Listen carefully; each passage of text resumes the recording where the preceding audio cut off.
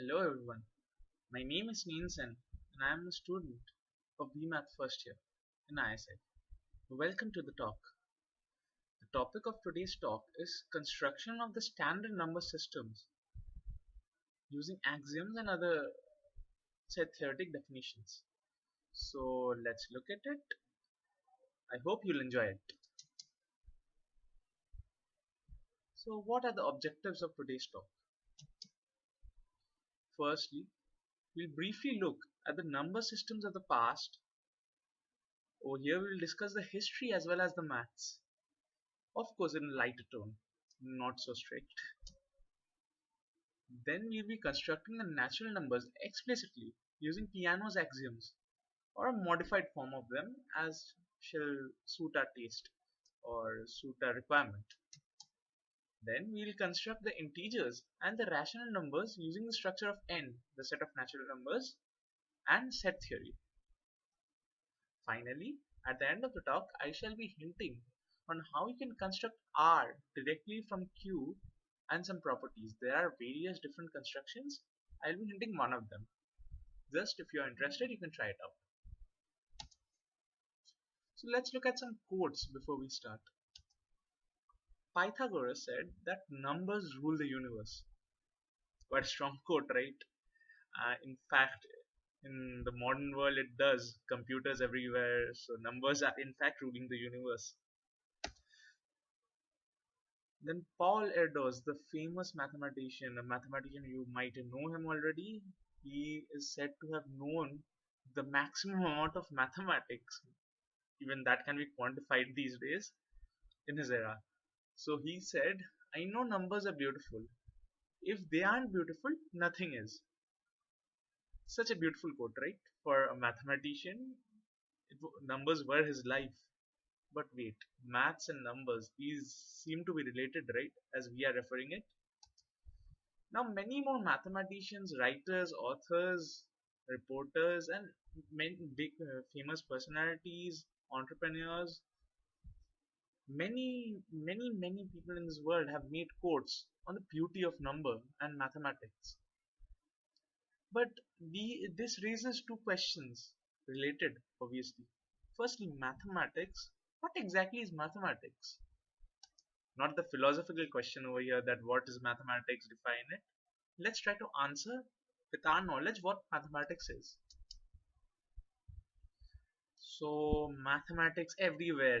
This camp is on mathematics. The limit exam was on mathematics. You have mathematics in school right from the start of your school years. You have been doing mathematics. You will be doing mathematics later on, whether you do engineering, pure science, study mathematics, go for commerce, anything. Even in history, geography, it requires mathematics. So, what exactly is mathematics? Oxford Dictionary says that it's the abstract science of number, quantity, and spaces.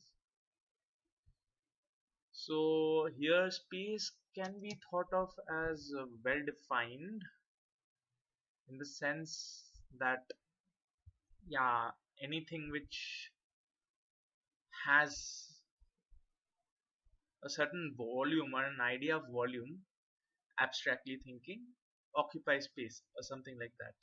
Say, I am occupying a space over here. You are occupying a space. Your computer or device which you are using is occupying a space.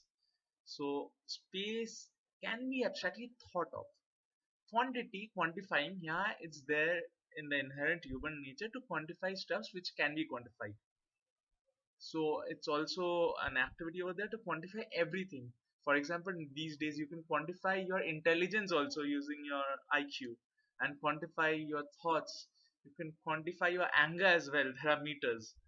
So quantification is there in the human nature. So quantification is a part of mathematics. So we say that it's the abstract science of studying quantification, how we can quantify things and how can we can represent the thing which we have quantified over here. Now this last thing, or rather the first in the sequence, is numbers. So what exactly numbers are? This is the question which we want to answer. Space makes sense, quantity is also making sense, but numbers, If we define numbers, we'll say quantity. Then why are these two considered to be different? Even in a layman's terms, maths is a study of structures and numbers. But what's number? Everybody's using this name number. So what exactly is a number? Or what exactly are numbers? Let's look at it. So I searched the dictionary. It didn't help me, to be honest. According to Google, numbers are, as Google says, an arithmetical value expressed by a word, symbol, or figure representing a particular quantity and used in counting and making calculations. Well, perfect. But it uses an adjective over here, arithmetical. Value, it's okay. Value is also related to number, but let's assume value makes a sense by quantification. But arithmetical is a term, right? So numbers have been defined using arithmetic over here. So whatever characteristics number have, it follows later on. But first of all, it's defined as something arithmetical. Then the definition of arithmetic, when I searched it, it said it's a branch of mathematics dealing with the properties and manipulation of numbers. Wait a second. We are defining numbers using arithmetic and arithmetic using numbers. Alas, we are in a dreaded loop, right? Mathematics is defined using numbers. Numbers are defined using arithmetic. Arithmetic is defined using number and mathematics. So it's like we are moving from one side to another and defining it from the opposite side. So it's like a loop, a logical flaw, right? We don't have an exact definition, but it's okay. In the sense, it's a dictionary over there. So dictionaries deal with English, not uh, mathematics per se or the theoretical part. So it's okay as a definition in English, but in mathematics we can't have such a logical flaw. So then I looked at some textbooks. They didn't help as well. Someone said, I don't remember exactly who said it, that real numbers are all that's real. Any whatever we can see or whatever we can observe, it can be thought of as a real number or quantified using real numbers. Rational numbers come from integers. Rational numbers, he said, is a subset of reals, which can be used to construct reals, is a subset of the reals. So it comes from the integers. It's okay, he said, completion and all, which in turn come from natural numbers. It's okay. Natural numbers give us integers. We have seen how they give it in the school. And also integers give us rational numbers. We knew a bit of fractions earlier and then we use that concept to formalize it a bit. By formalize, we mean the school level formalization. So, and then gave rational numbers and abstractly said that real numbers are there. In fact, with a bit of mathematics, to go from rationals to real is possible. And the last set exists somehow. So he said that natural numbers are there somehow and we are done. Even you might have heard the name of Kronecker. He was a famous mathematician. So Kronecker also said that God made the natural numbers, rest is the work of the man. Or humans did whatever they could with the natural numbers, but natural numbers were a gift of God. Kronecker being a father of mathematical constructivism and all logic, this is quite a bit of a surprise for us. Him saying that something exists and we continue with it. But he also followed a set of axioms or rules to think of natural numbers. This is what he quoted. But those rules he thought were a gift of God. Maybe, maybe not. These quotes are indeed beautiful. But at the end of the day, we math people who like to study mathematics, are interested in mathematics, can't sleep unless we define something or give a set of axioms for it and properly give a system to construct it. So let's look at the history of number systems a bit. Numbers came to existence first long time ago, no doubt. As soon as a human was born, he knew there's his group has how many humans or how many rocks are there. He never thought of it as quantifying them, but his brain told him, yeah, there are two rocks, be careful, step carefully, etc. But there were no operations, as I said, or they were just a way of quantifying. So as humans developed, we had tally marks, letters, body parts, and diagrams to represent numbers. Egyptians used diagrams, you know it already, hieroglyphics, and many Mayan civilization used body parts. There were tally marks. You know tally marks. You have done it in school a bit in statistics, and letters. Romans used letters, for example. So these were there, but operation wasn't well defined, like addition, multiplication, division, subtraction. These weren't well defined. Egyptians and the Sumerians were the first long before Christ. Exact era can't be determined. Even the historians are struggling with it. Leave aside the mathematicians, but it did not have a zero. You know why? It was not a face value type of representation of numbers. You remember face value and place value and whatever was there in school. In face value, we are representing whenever we are doing decimals or binary, it's like we are representing a sequence of symbols. So each symbol represents some value. If that symbol has no contribution, that's where zero comes from. But Egyptians and Sumerians used symbols as like even 20 was written as two similar symbols side by side, like the Romans, XX. So there was no use or no need of a zero there. So they never thought of zero. Nothing is nothing, and they were happy with it. But Sumer, so they were happy with the nothing is nothing concept, and they consequently developed their arithmetic of sum after they had this writing with them, Egyptian Sumerians. They invented the concept of sum, like I have a few cattle, you give me more cattle, I have more cattle, how many of them I have to keep accounts and all. So what we use these days is the Hindu Arabic number system, or which you might have heard as only the Arabic number system. This has a zero because it's a face value system, decimal system. Generally, we might also extend it, but it's a face value system. That's where zero comes from. So now let's look at an interesting fact, a timeline of these introductions and also exams. Let's add some humor to it. So before Christ, first number system, NS means number system over here, with symbols and letters. Egyptians, Sumers, Phoenicians, Romans, etc. They created this. These are the graders, and they were the ones who told that letters can be used to place grades in the report cards. So blame them. Next, in 5th century CE or after Christ, Aryabhatta, the legend, gives all mathematicians before his era a big zero. He says, you did so many things with geometry and all. You couldn't say a zero. You deserve a zero. So he was the one who invented zero, and zero has no doubt one of the biggest country. This is considered to be one of the biggest contributions of India or even a human to the field of mathematics.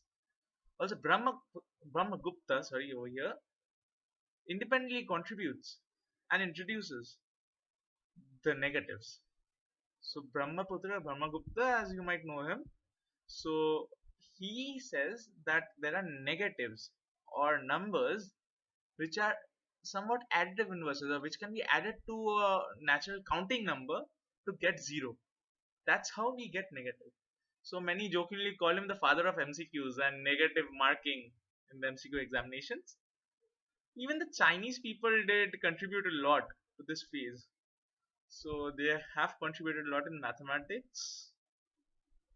And the Egyptians earlier used fractions. They had a concept of fractions and division, but the idea of proper fractions, or the fractions as we look at them, was formalized by these two mathematician wizards, that is Brahmagupta or Brahmaputra and Aryabhatta. In 16th century CE, Simon Stevin, a mathematician and logician, comes up with the modern fractions, the way we look at fractions.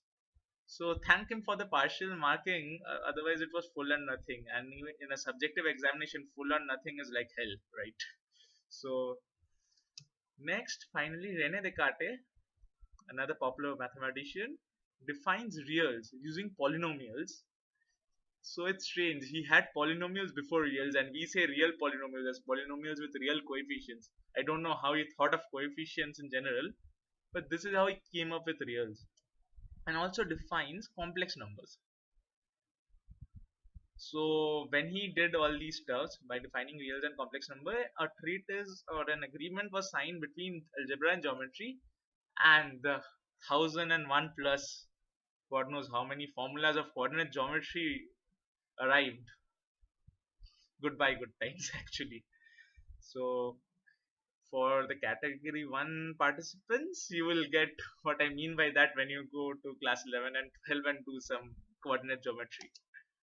So, and in 18th and 19th century CE, rationality comes to play along with formal algebraic structures, and the dreaded mathematical rigor comes to play after this. So let's look at the set theoretic idea. In 1874, George Cantor, formalizes the idea of sets and different sizes of infinity, that is the cardinals and ordinals. This was a groundbreaking paper. There's a paper he wrote. It was a groundbreaking paper, and these research results were groundbreaking, no doubt. And actually, many set theoretic results, which are considered to be fundamental, are due to Cantor. So, if he wasn't there, neither naive set theory of the present era nor the axiomatic set theory could have developed at this stage. Next, in 1908, Zermelo discusses an axiomatic approach to set theory. Cantor's ideas were a bit, what should I say, naive and use some English over there or his language. So he didn't define axioms or things for many things. He said a set is a well-defined collection of well-defined objects. So he never thought of formalizing them. He took some things for granted, and that landed him in trouble. You might have already seen the Russell's paradox and many more paradoxes like set of all sets, etc. Abraham Frankel and Thoralf Skolem elaborate on Zermelo's work on axiomatic approach and come up with Zermelo-Frankel axioms of set theory. This is the axiomatic set theory. So this was also groundbreaking, and now we have an axiomatic and definitive approach towards set theory, which avoids all confusions and all possible paradoxes which have been thought of as of now. There might be more paradoxes, there might have been paradoxes, but this was a huge contribution. Frege and von Neumann come up with the set theoretic definition of n using ZF, that is Zermelo-Frankel's axioms, and there was an axiom of Zermelo-Frankel. They come up with a definition of n with the properties using those set theory. So this was also good because now they have a proper set theory axiomatic construction of n. But before this, before Zermelo even started his axiomatic approach or made it public rather, Giuseppe Peano compiles a work of Peirce, a mathematician, and Dedekind. You might know Dedekind already, who gave an alternate construction of n using his set of axioms. There were few flaws in those axioms actually, and it had to be edited later on. But few ideas were considered to be alright to assume in those era, and now they have to be formalized. So those have been formalized, and Peano somewhat did the major work and formalized those axioms and simplified and compactified them to reduce the number of axioms to make it efficient, and gave his axioms, which are called the Peano's axioms, for construction of natural numbers.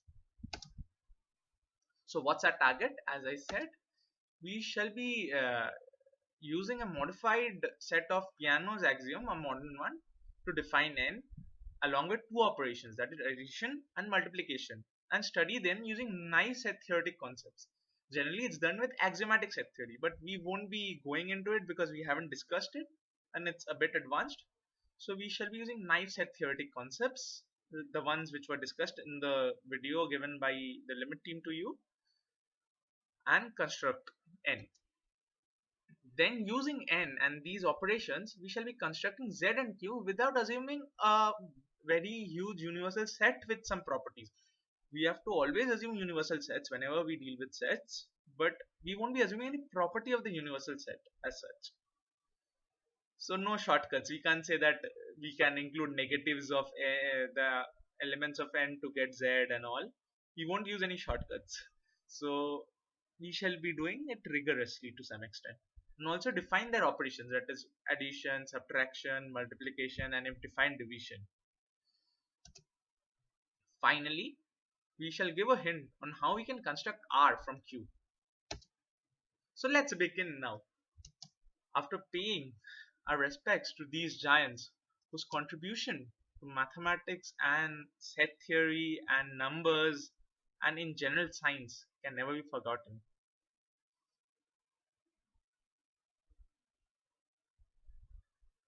So let us start. We would now look at the axioms of Peano, or Peano's axioms.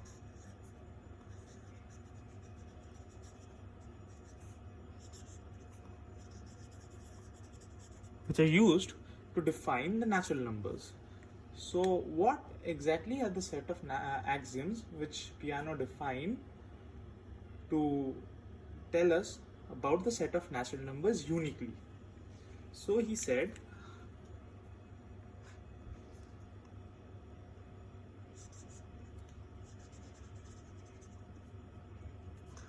the following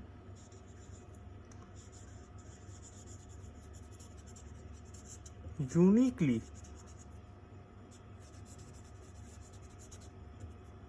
define the set n of natural numbers.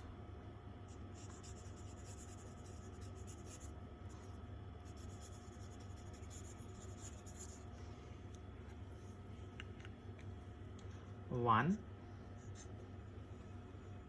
there exists a unique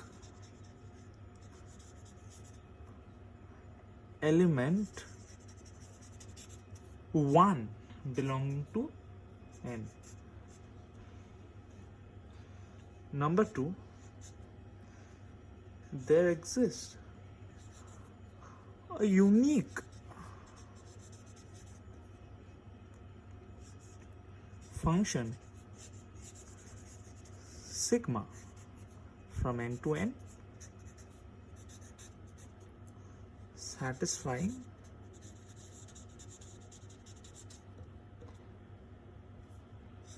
few properties of interest.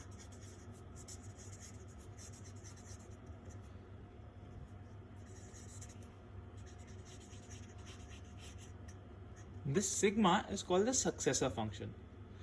So what are the properties of interest? Sigma inverse of 1 is equal to 5. So there is no element of the natural numbers such that sigma inverse of the set 1 or is that number, or basically sigma does not map any natural number to 1, or equivalently that does not exist n belonging to n such that sigma n is equal to 1. 4, sigma is injective or 1 1 or 1 to 1, whatever you say. The condition 3 says that sigma is not surjective. Condition 4 says sigma is injective. So these are a few basic properties. And what else is the principle of induction? This is called the principle of induction, or as we shall write it from now on, POI, which says if S is a subset of N such that 1 belongs to S and n belongs to S would imply sigma n belongs to S. then n is equal to S, not just a superset, it's an equality condition. So these are the 5 axioms of Peano in the modern form, or as we shall study. There are many other equivalent forms, and note there is an additional axiom which I shall be writing as axiom 0 over here, or I shall be stating it now. 0th axiom: equality makes sense and is an equivalence relation. This also follows from Zermelo-Fraenkel set theory, where equality is defined, what exactly equality means, but it's an equivalence relation for us. That is, x is equal to x, x equal to y implies y equal to x, and x equal to y and y equal to z implies x equal to z. Also, by the say that equality makes sense, we also have that if a equal to b and a belongs to the set of natural numbers, then b also belongs to the set of natural numbers. So it's also closed under equality. So these are the basic properties which we shall assume to define natural numbers. So basically you can understand over here we have a unique element 1, we have a distinct function 1 1 but not on 2 from n to n, satisfying these few properties, and also principle of induction which actually defines n. These are like some prerequisites which are required to define n, and over here we have this property of n which defines n as n equal to this set. So let's look at few properties of natural numbers. We determine the range of the sigma function or the successor function. Proposition 1: sigma of n is equal to n minus 1. So what do we have over here? This is equivalent to saying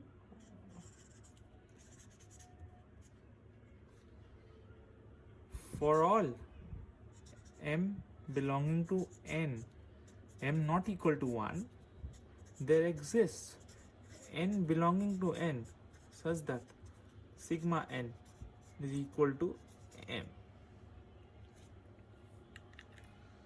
So let's prove this.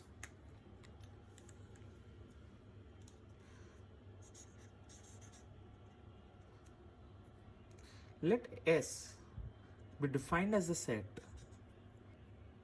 1 union n such that sigma n equal to m for some n belonging to natural number. So this is basically 1 union the image of sigma function or range of sigma function. We now use induction to show that S equal to n. Firstly,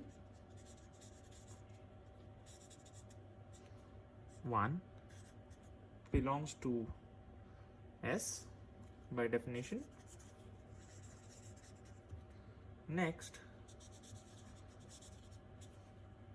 suppose M belongs to S for some m.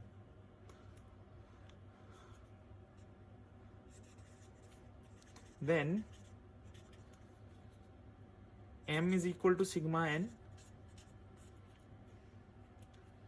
N belongs to natural number for some n belongs to natural number. Again, what about sigma n? Sigma m turns out to be sigma of sigma n. So as n belongs to the natural number, sigma n by definition belongs to natural number. So there exists sigma n belonging to natural number such that sigma m is equal to sigma of sigma n, which implies sigma m is in the image of sigma function or sigma m belongs to S. So by induction, we have S equal to N by POI.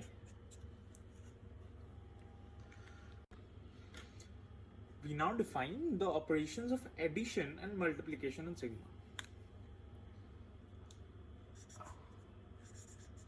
Or rather on N, addition. Plus is defined as an operation from N cross N to N, because it's an operation, as for all N belonging to N,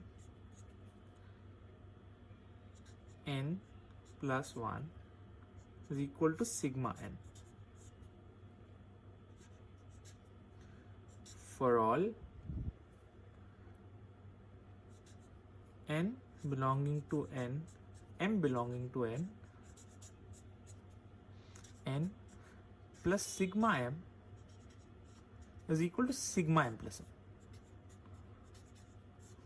Note that we are preserving the order over here, N plus 1, and over here N plus sigma M, the N plus N. So now, as we have seen that the range of sigma function is all natural numbers but 1, this definition includes all possible combinations of two numbers from N cross N. So as N ranges over all natural numbers, we don't have to worry about N. Now we have 1 over here, and over here we have sigma M. So this thing is an exhaustive definition. It turns out that just these two statements gives us all the properties of addition which we have seen or which we desire this N set to have. We will see some of them soon, and I'll state the rest of them for an exercise and for you to see. Now let's consider multiplication in N.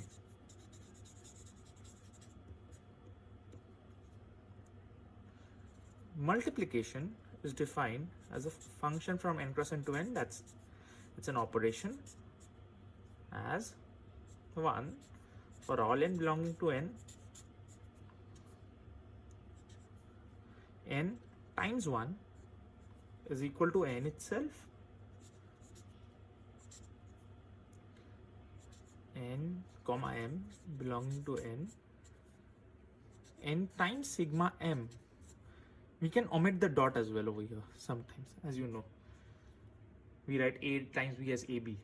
So N times sigma M is equal to N times M plus N. So that's the definition of multiplication and addition. So we shall be proving a few properties like commutativity and then associativity, distributivity of these two together, then other properties of identity for natural numbers just by these definitions and Peano's axioms. So let's start. First, we prove the associativity of sum. I shall write it like this. So what exactly is the associativity of sum?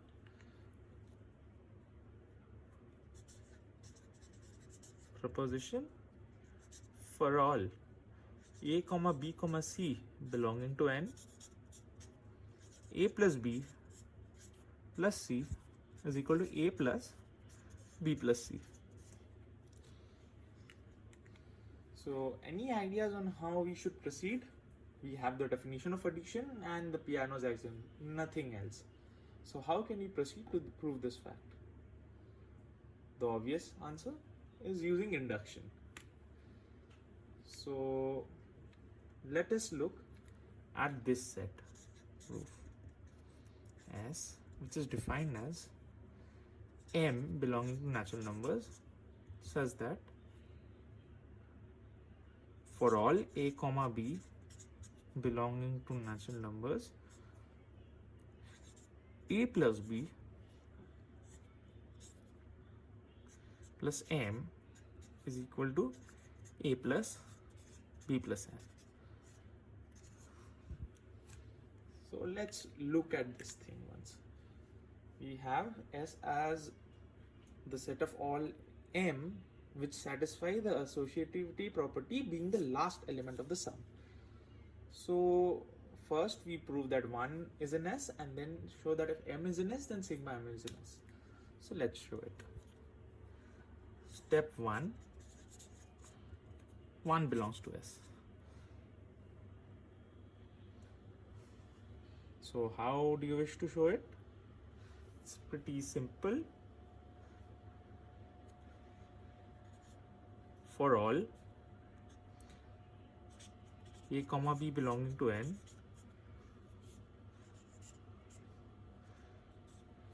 A plus B plus 1 is nothing but by definition sigma A plus B, which again by definition is nothing but A plus sigma B.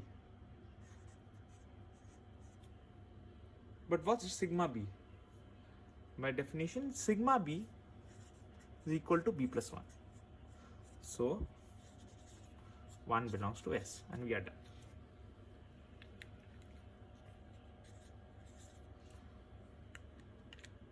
Now what about the remaining part? Let's look at a brief idea. Step 2, M belongs to S, and we need to show sigma M belongs to S. So for all AB, again, if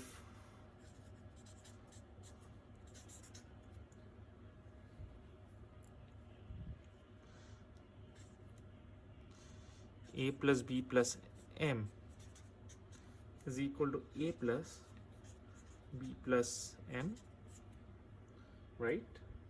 So we look at the sum A plus B plus M plus 1. Then A plus B plus M plus 1. Now by our previous statement, this one, associativity, we would have this is equal to A plus B plus M plus 1, right? This is clear, right? Because 1 follows this associativity property, and we assume that A plus B is together. That this thing would be equal to A plus B plus M plus 1, right? This thing is also pretty clear because we have assumed that M belongs to S.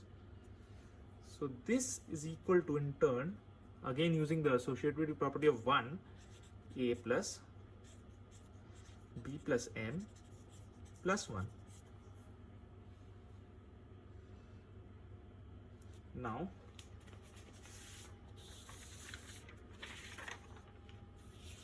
what is A plus B plus M plus 1? A plus B plus M plus 1. Using the associativity property of 1, this is nothing but equal to A plus B plus M plus 1. So we have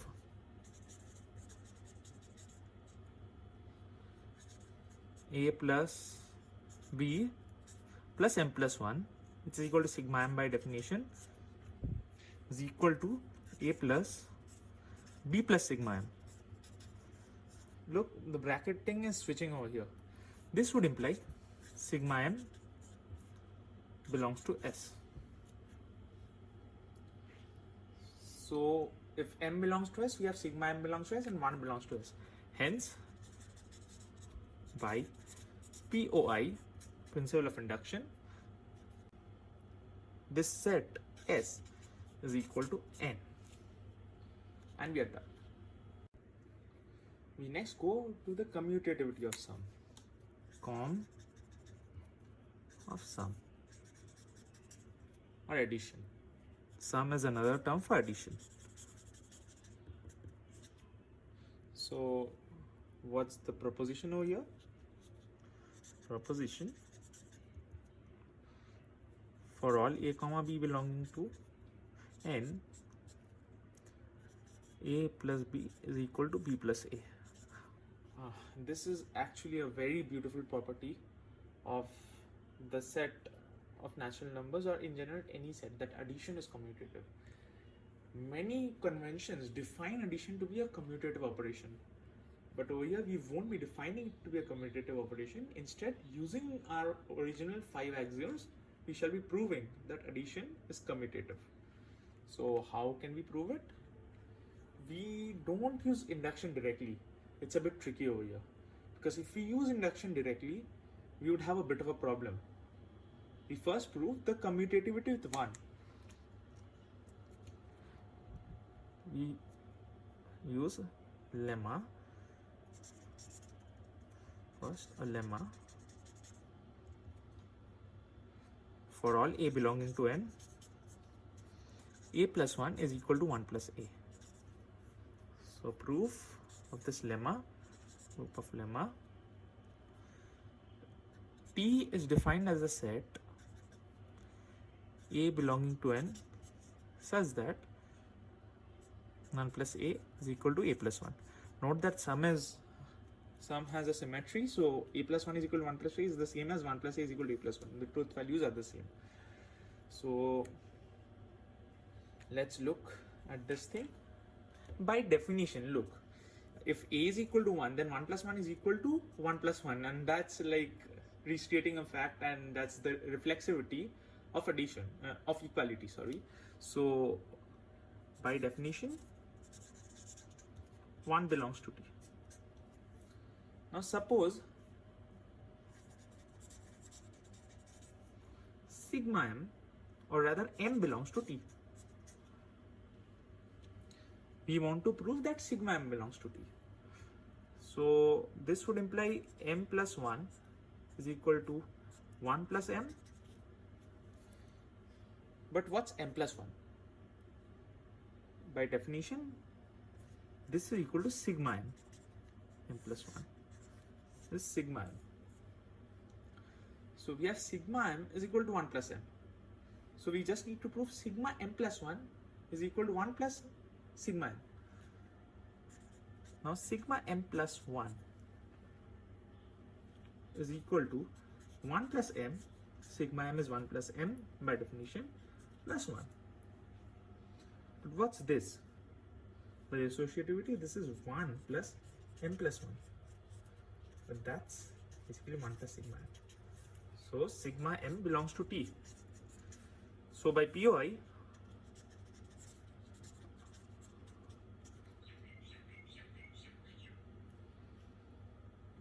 T is equal to n, and our lemma is proved.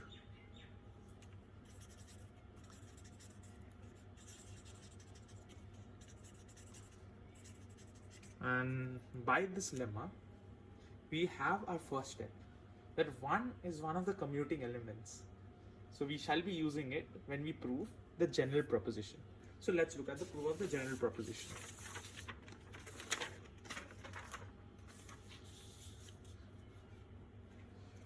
Proof of proposition.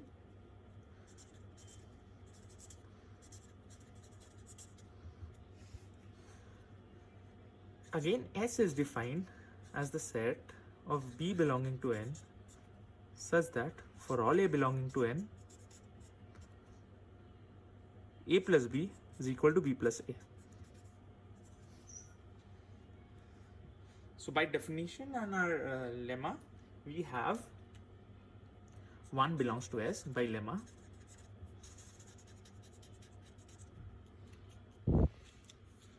We also get, using this fact of lemma, that suppose M belongs to S.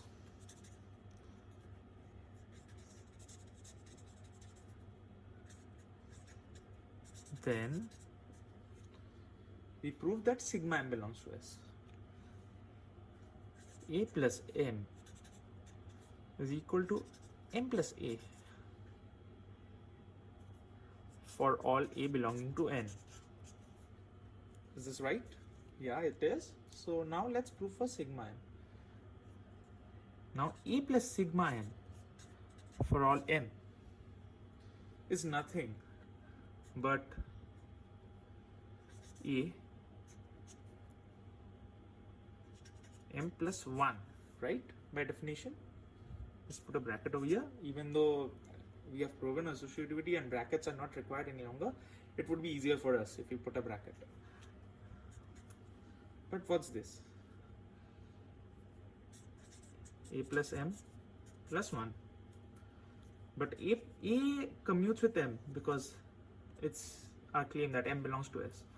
So this is m plus A plus 1. But what is m plus A plus 1 by associativity? It is. So in your sheets, which you will get soon, you will see that I have also written the steps and explained each step over there using a pen. But over here it won't be visible. That's why I am not writing it, I am just saying it. So m plus A plus 1.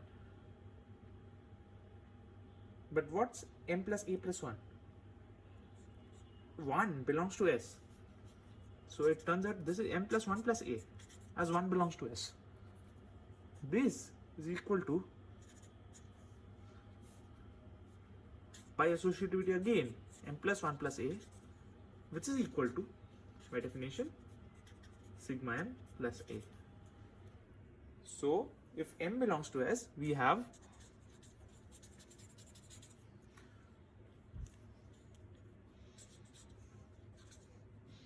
sigma m belongs to S, right? So by POI,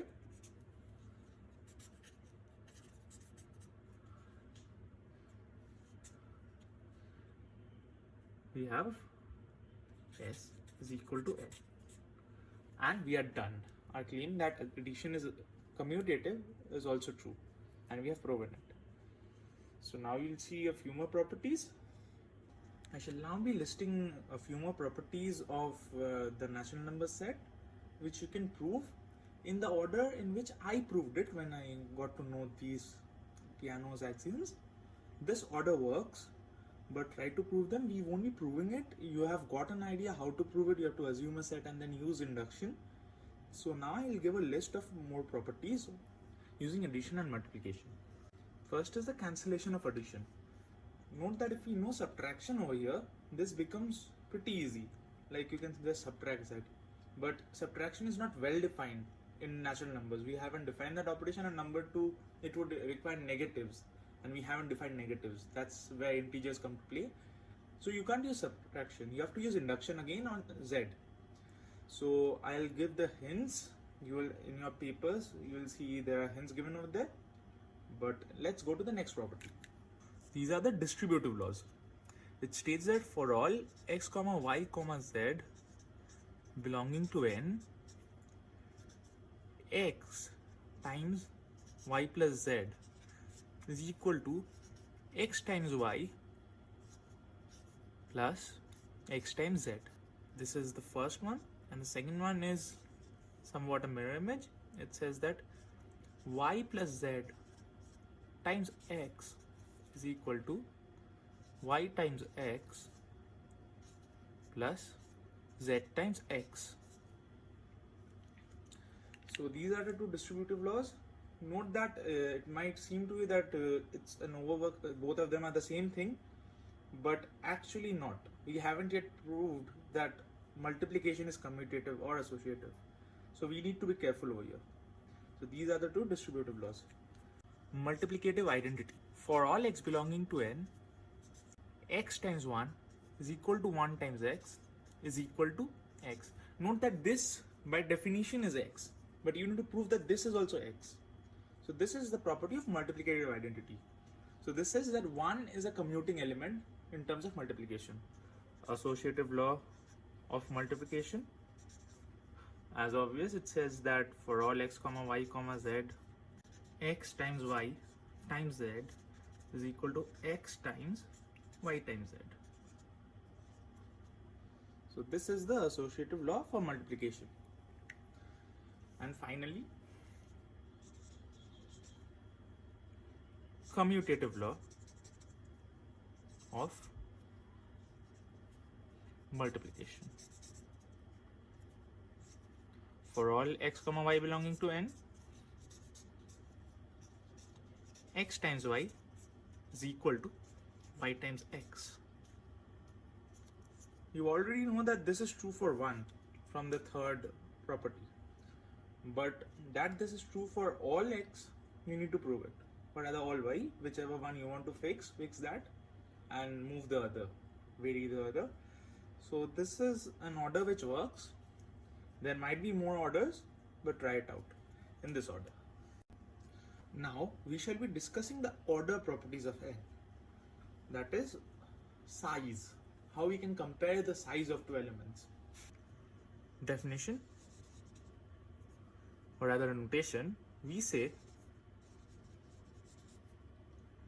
n is lesser than m, n comma m belonging to natural numbers as usual. This is the notation over here, read as n is lesser than m, the usual thing.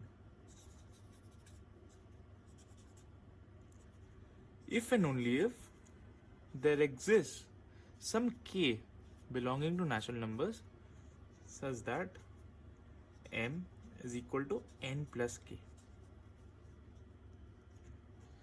So this seems to be correct from our notion of addition and natural numbers, and this is how we define. See, I think you have realized that most of the things which we are doing now is like going back and then again going forward. We first redefine the natural numbers, giving them a proper axiomatic definition, and then prove the known properties. So this seems to be correct in our sense of natural numbers and addition, and that's why we define it like this. So let's look at a few properties of this thing. Another thing, another definition, we say n less than equal to m. Again, n comma m in natural set, read as n is less than or equal to m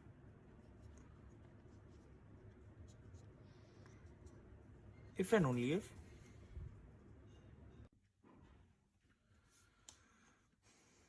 n is less than m or n is equal to m. Either of these two conditions hold logically. So this is another important definition, and let's look at some properties of these. So properties, you can use associativity and some commutativity and results to prove these. I won't be proving them. X less than y and y less than z. First of all, we assume x, y and z belonging to natural numbers. Okay, so x less than y and y implies x less than z. Pretty simple, right? So let's look at how to proceed with this one. Y is equal to x plus L1. This means, so z is equal to y plus L2. So it turns out that z is equal to x plus L1 plus L2, which is equal to x plus L1 plus L2. But this is in natural numbers. So this would imply z greater than x. Or rather, in our notation, let's not confuse with this, x less than z. We will later define what this means, but right now, ignore it. Now we are going to see three equivalent forms of induction. One of them we already know. We'll now see three more. So let's look at them. We call it equivalent forms of induction.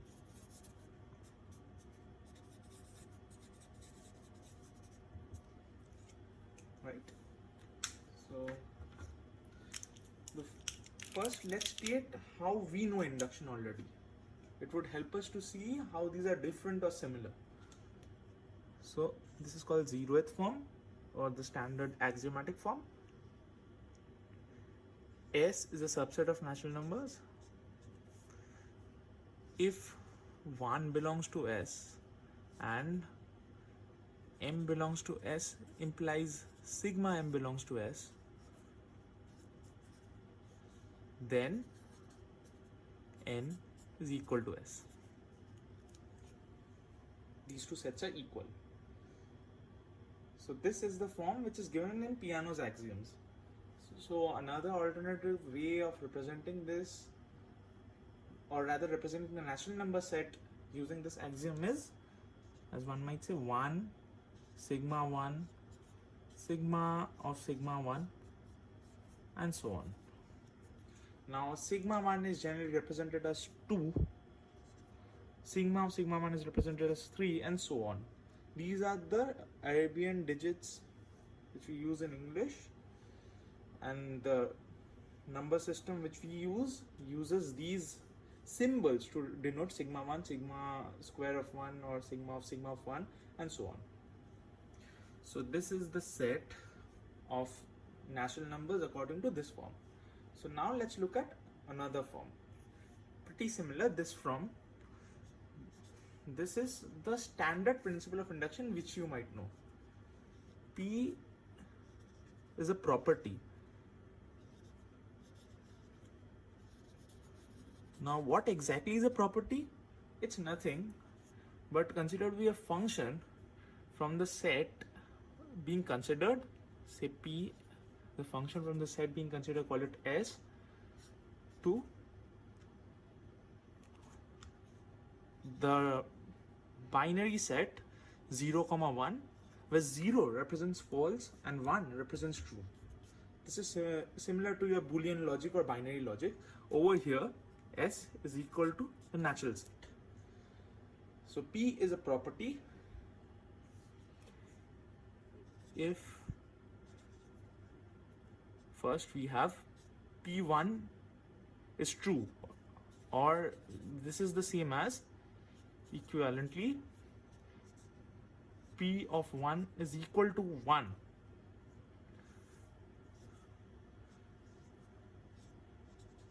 PM equal to 1 implies P M plus 1, which is the same as sigma M, right? This is the same as P sigma M by definition, is equal to 1. So PM equal to 1 implies P sigma M is equal to 1, or PM plus 1 is equal to 1. Then Pn is equal to 1, or P is true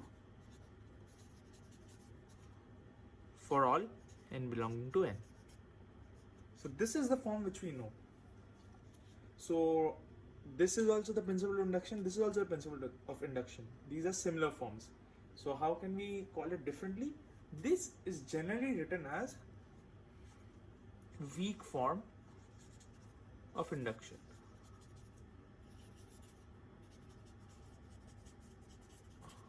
But note that in fact you can show that these two are equivalent.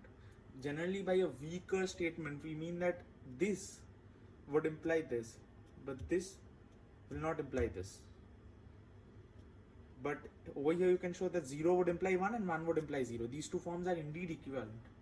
The proof is pretty simple. Over here, define S, not this S, define say S naught to be the set of all natural numbers for which the property is true. By our claim 1 is in S, or rather S naught, 1 is in S naught, and if M is in S naught, then sigma M is in S naught.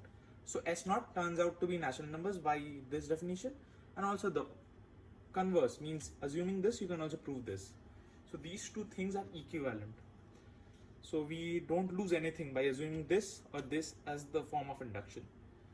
So let's look at two more forms.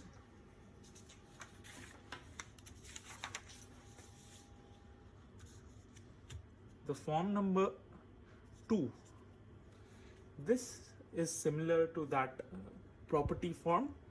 It says that P is again a property property. So that is a function from n to 0, 1, as I said.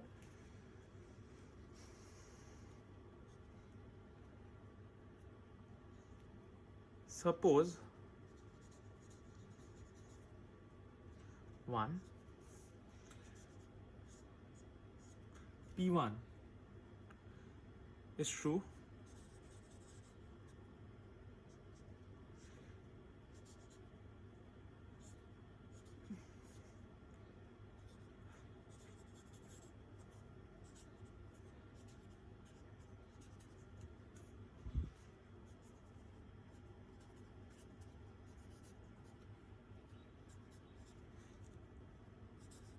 so it says that suppose P1 is true and suppose Pk is true for all k less than equal to m.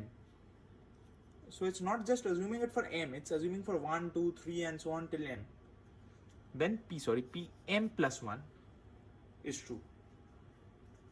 So instead of just assuming it for m, we are assuming it for everything. So we might be losing at some cases over here.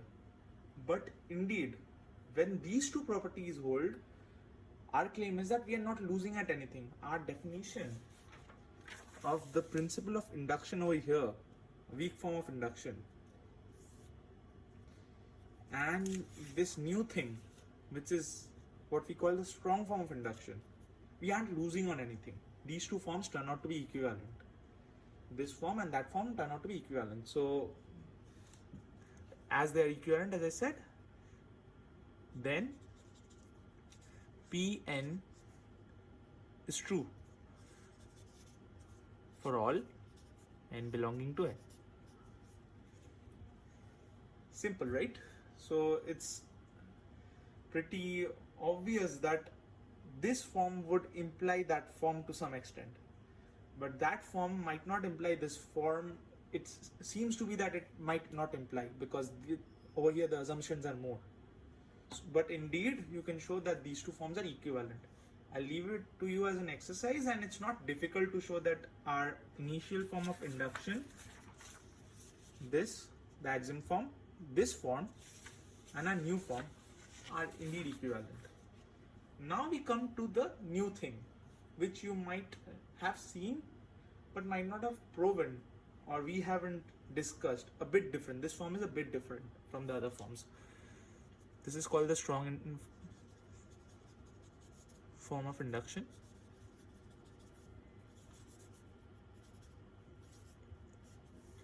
And finally, 3.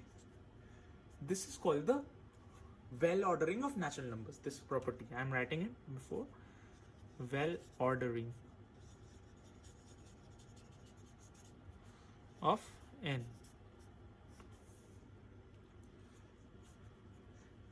Let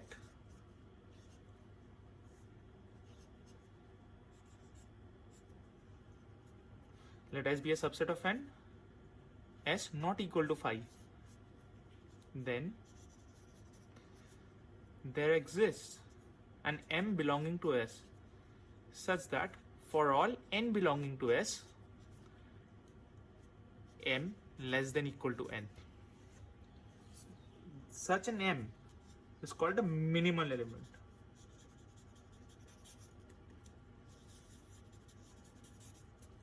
So it says that any non-empty subset of the natural set has a minimal element, that is a least element.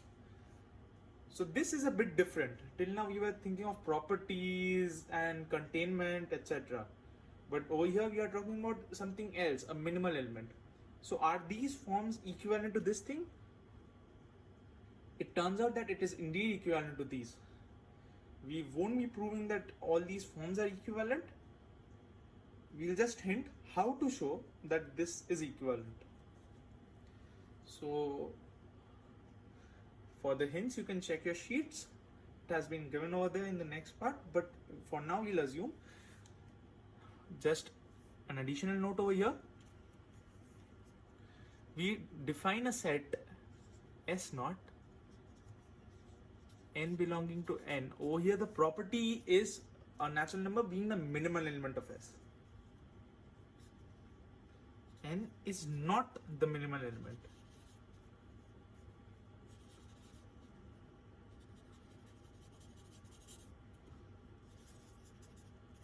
So that's the property over here. So we are going to be sort of using and playing with this property. So suppose 1 belongs to S, then 1 turns out to be a minimal element of the natural number. So every element in the natural set is greater than or equal to, or rather 1 is lesser than or equal to any other element. So our claim was true. So if not, then 1 belongs to this set, and then try to use induction. In your notes, you might have seen that there is an additional sheet given over there in which we discuss a few methods how to prove that those 4 forms of inductions are indeed equivalent, and also there are a few more properties given, properties of natural number set, which can be proved a bit easily, or rather a bit easier than they were previously, using our ordering properties. So I think that's quite a bit about natural numbers. We can go on and discuss few more properties, but that would be a challenge considering the time constraint of this talk. So now let's move on to integers. Oh, finally we have negatives. But how exactly do we define negatives? Let's first see what we already have. One, Peano's axiom.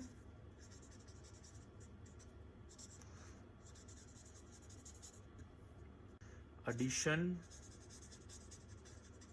multiplication,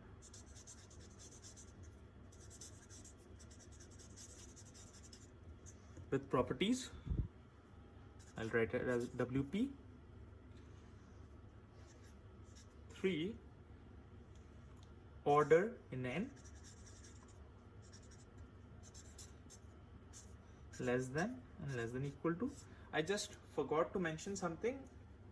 Sometimes this thing, which we would be representing as, say, A less than B, is sometimes written equivalently as B greater than A. So we are taking the mirror image of the whole stuff. This is equivalent. And similarly for less than equal to, this becomes greater than equal to. I shouldn't write implies, it becomes. So that's how we shall be dealing with stuff. So these two are equivalent. So A less than equal to B if and only if B greater than equal to A. That's the definition of these two symbols, these two new symbols. You already know them, but for the sake of formality, we must state it. Now we would be looking at how we can construct integers from just these 3 properties. And another thing, which is part 0, I hope I have been using it a lot, naive. We won't be assuming some hi-fi axioms of ZFC or some other set theory constructions, just the naive aspects of set theory. That is, what is a function, what is a cross product or Cartesian product, and so on. So how do you think we can introduce a new operation of subtraction just using this? Wait, you only have operations on one set till now, that's the natural set. You have operations in no other set. So the best thing we can do is consider the difference of two natural numbers.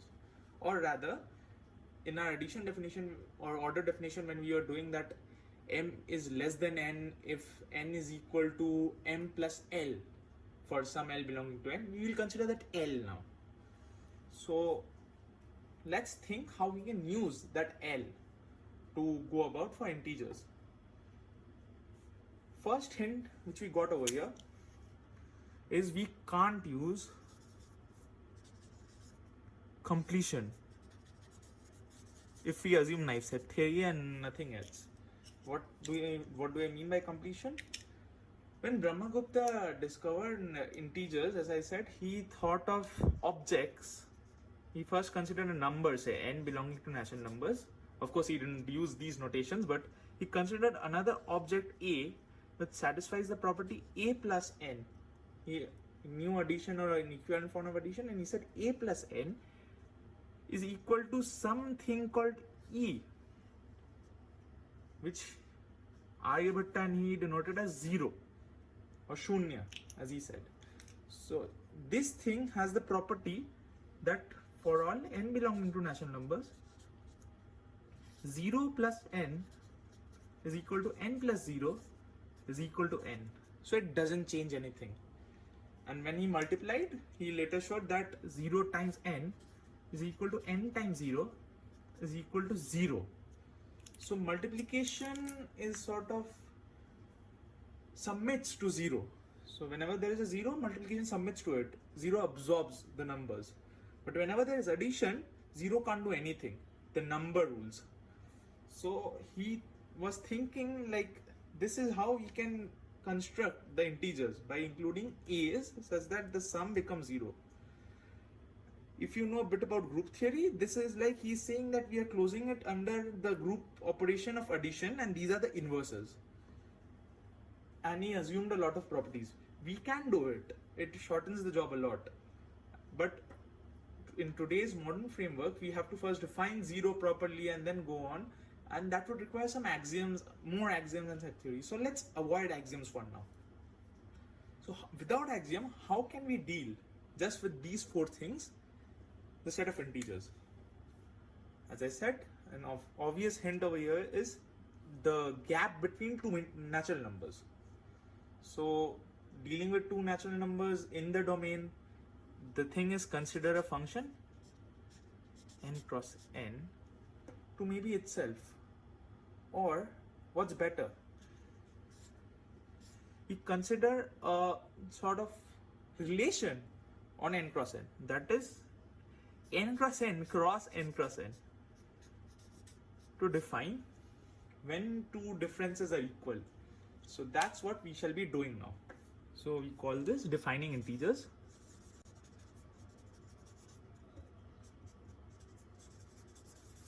Or Z, as we shall be calling it. So let's look at the definition. So we first consider the set S is defined as n times n. Okay.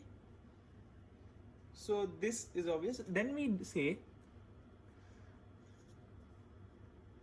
is a relation on n, on S, sorry, satisfying a comma b is related to c comma d. These are elements of S or n cross n. So a and b and c and d are elements of n if and only if a plus d is equal to b plus c. So what motivates us to go for this? Like, this is a bit weird considering whatever we have now. But let's for 1 second incorrectly assume that we already know there is something called subtraction. Then this thing is equivalent to saying, let's put a double quote because this is not correct, we haven't yet defined subtraction, a minus b is equal to c minus d. So what do we have? We are dealing over here with two elements of S set such that a and b, the difference or the gap between them is the same with sign of c and d. So suppose a is equal to b, then c is equal to d if this has to hold, because a is equal to b, by cancellation now we can remove this and it turns out d equal to c or c equal to d. And if a greater than b, suppose a is equal to b plus l, then it turns out that c is equal to d plus l by this definition. So we are dealing with the difference or the gap, and if a is less than b, then it also turns out that c is less than d, and again the gap is the same. So two elements are equivalent if the gap is the same with the sign. That is a greater than b, then c greater than d, a less than b, then c less than d, and a equal to b, then c equal to d. And whenever there is a gap that is greater than or less than, we are assuming that the gap is the same, and if they are same, we are considering it to be an equivalence relation. So this would give us equivalence classes, right? So are you getting a hint on how we can get to the integers?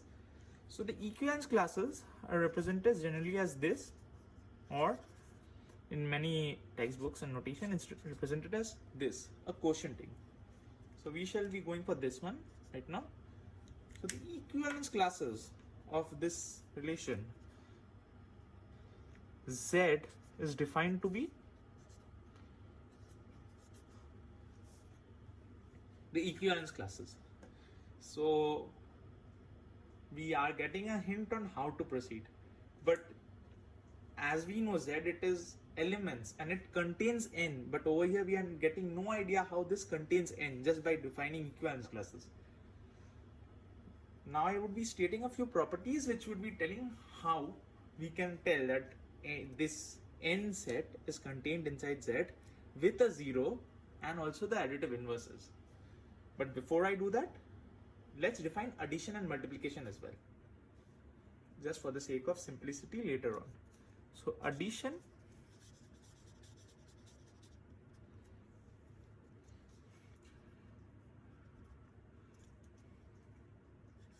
let this be an equivalence class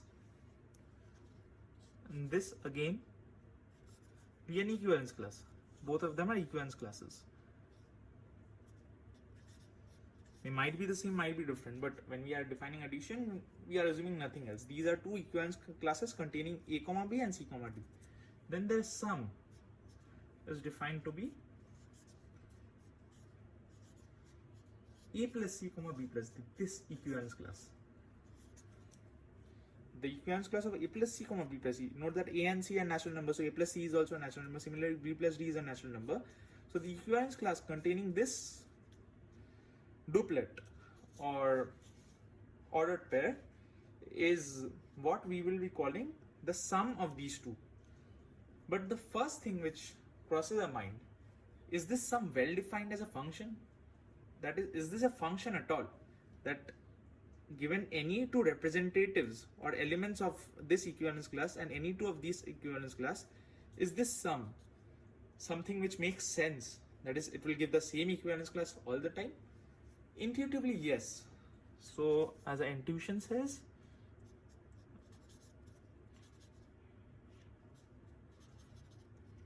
yes, because over here the gap a minus b is the same for all the elements.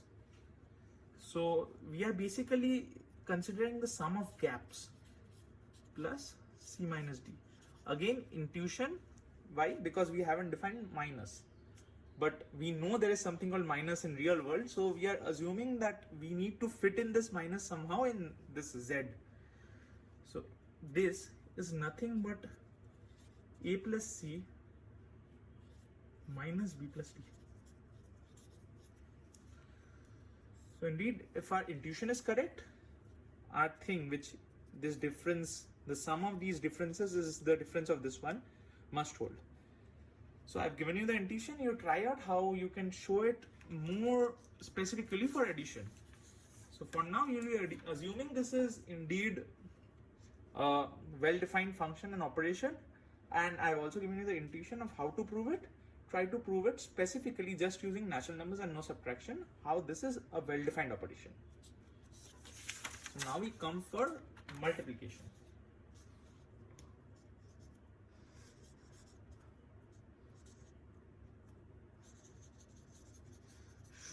So this is somewhat similar. It indeed turns out that we define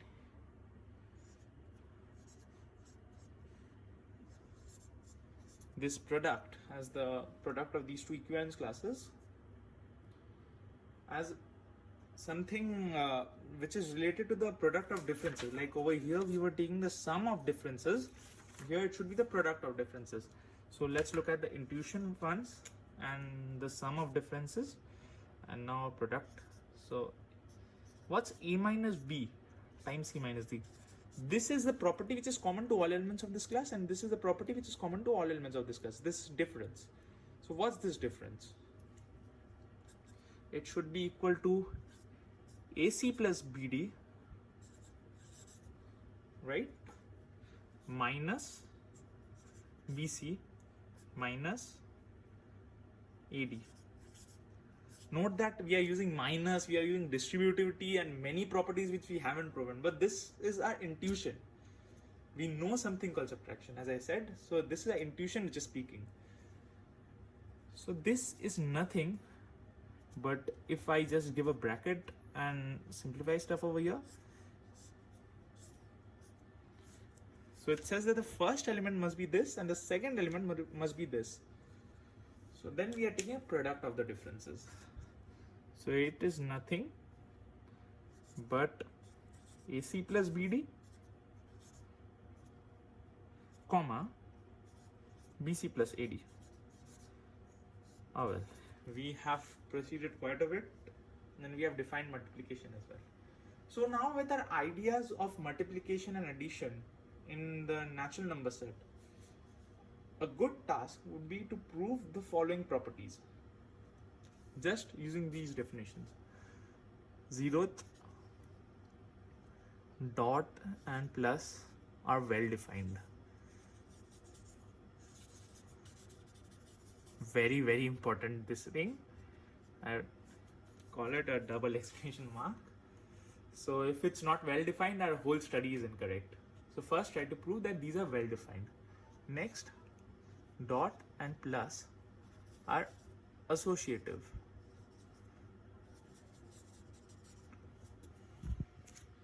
Another important thing, and also I'll just club it in. Maybe this is not the correct order. You'll get the order soon, but I'm just clubbing in all the properties. Multiplicative, or rather commutative.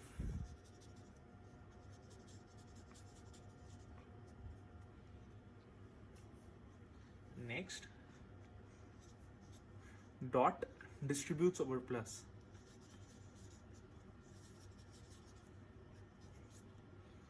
See, by definition it's closed, and this well-defined thing also says that it's closed to some extent. Associative and commutative, we got it over here. And now dot distributes over plus. So it says that if x, y, z are some equivalence classes belonging to this set of equivalence classes, we now be representing it as elements, because at the end of the day, z is a set of equivalence classes, so its elements are the equivalence classes, so we can represent it as simple elements.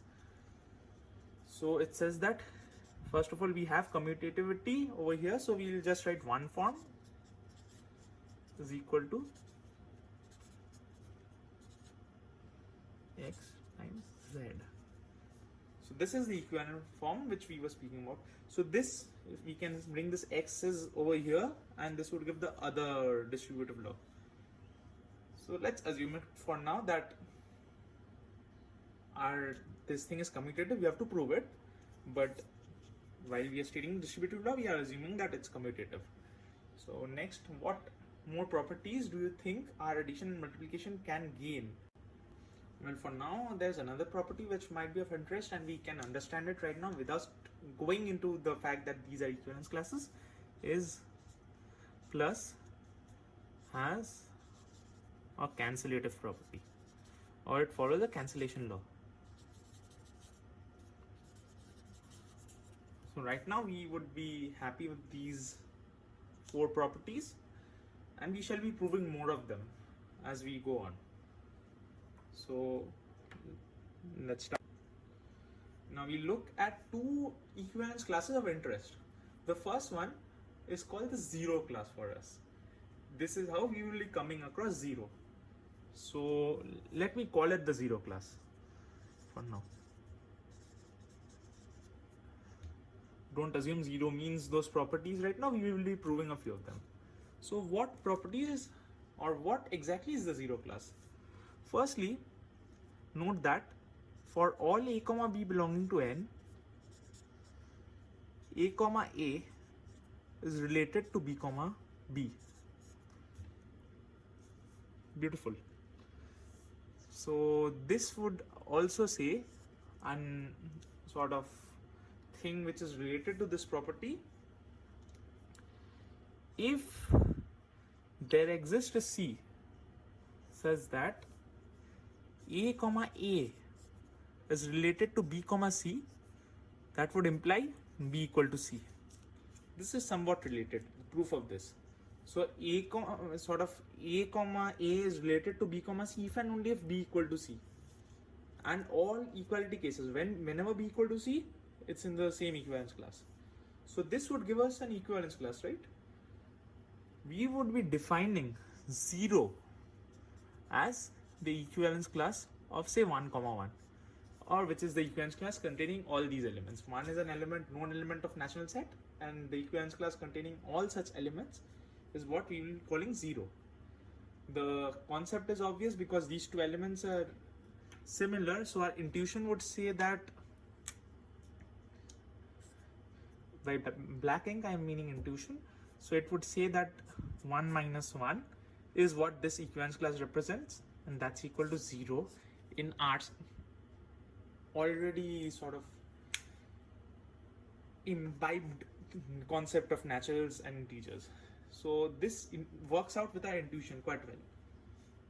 So this is called the 0 class. Let's look at a few properties of this class. First of all, for all x comma y belonging to the natural set, it turns out plus 0, this is the addition in z which we just defined, is equal to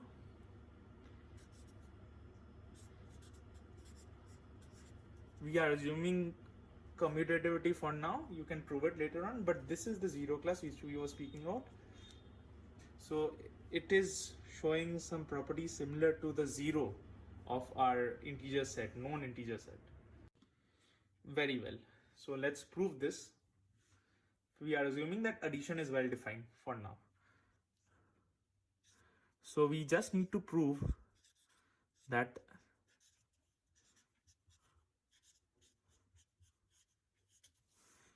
this is equal to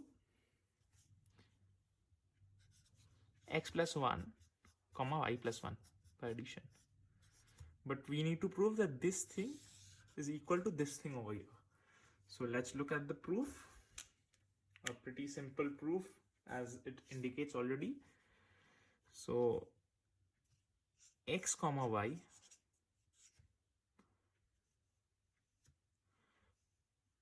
is indeed equivalent as x plus 1 comma y plus 1, because over here the sum is a plus d is the same as x plus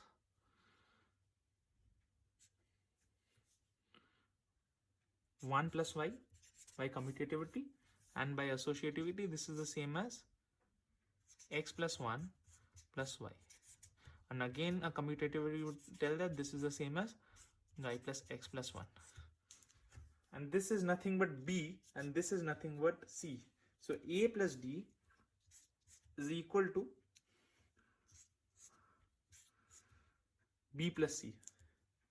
Hence these two elements are equivalent, which would imply, or not over here, that over here, this would imply x comma y is equivalent to x plus 1 comma y plus 1.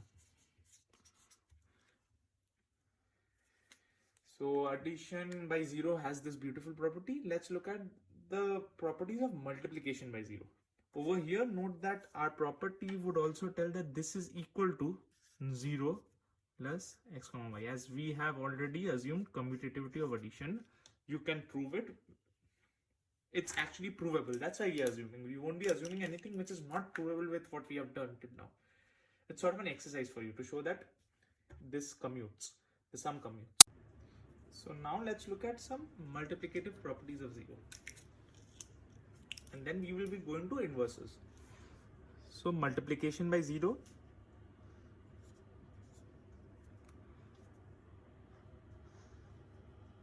It turns out that for all z belonging to natural numbers, or rather z belonging to z or integers, z is an equivalence class.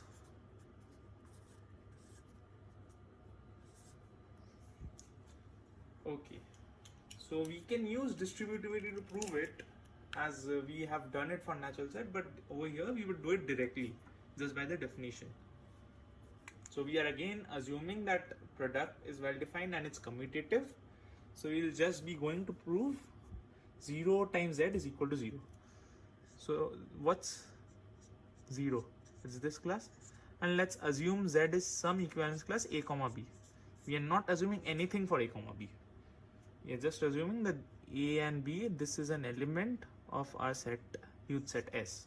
That is the cross product of n to itself, or Cartesian product rather. So this thing, but we just define multiplication as the product of corresponding elements and then crossing it and then taking the products in the next part. So if you have forgotten definition of multiplication, just take a look at this. It says corresponding elements multiply in terms of n. Over here we have missed the dot because it's in terms of n, and I have already said that in n we might skip the dot, and even we will see that in z we will be skipping the dot later on. But corresponding element multiply, take the sum for the first and interchange the element, that is first of the first multiplication thing and the second term of the second multiplication, and second term of the first multiplicand and second term of the, and rather first term of the second multiplicand, multiply them and add it over here. So over here we will do the same thing. So this is nothing but 1 times a plus 1 times b. It actually doesn't matter. This discussion didn't end up on gaining anything other than a revision, as both of the elements over here are 1. So first element, second element is just the same. But wait a second. This is equal to a plus b comma a plus b, and that's the same thing as 0, because both the elements are the same, and that was our definition of 0. When we defined the 0 class, we said it's the equivalence class containing all elements, which is the equivalent to 1 comma 1, and a comma b, a comma a is equivalent to b comma b. So this is the same as the 0 class. So if we call this random element as z, it would turn that for all z belonging to z, 0 times z is equal to 0. So yes, this 0, which we wanted to come naturally to us, or as Aryabhatta has defined it using the face value facts, came to us, but in a hidden fashion as an equivalence class. So let's look at few more properties of this 0 thing. First, before we proceed, I'll define the additive inverse over here.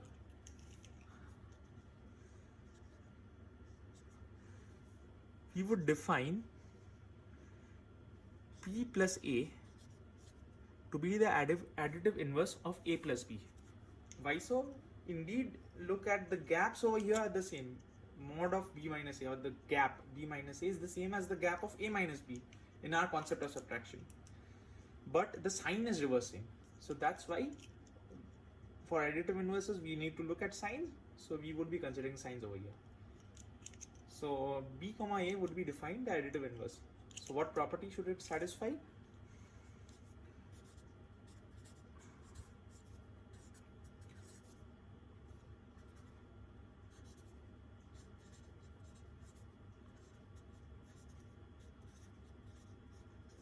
Yes.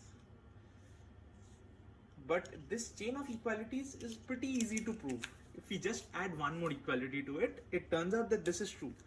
We'll just be adding one more equality over here.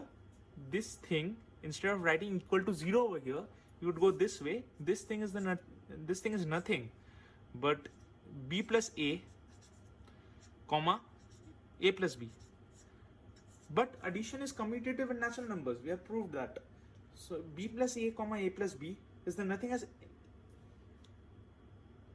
nothing but b plus a comma b plus a, or a plus b comma a plus b.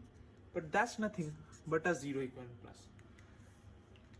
So it turns out that this follows the property of additive inverses. So as I said, we would call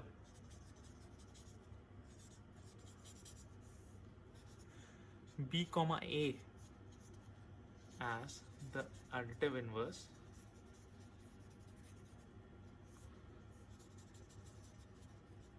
of a comma b, and sometimes represent it as, suppose we call a comma b as z, then we will be calling b comma a as minus z.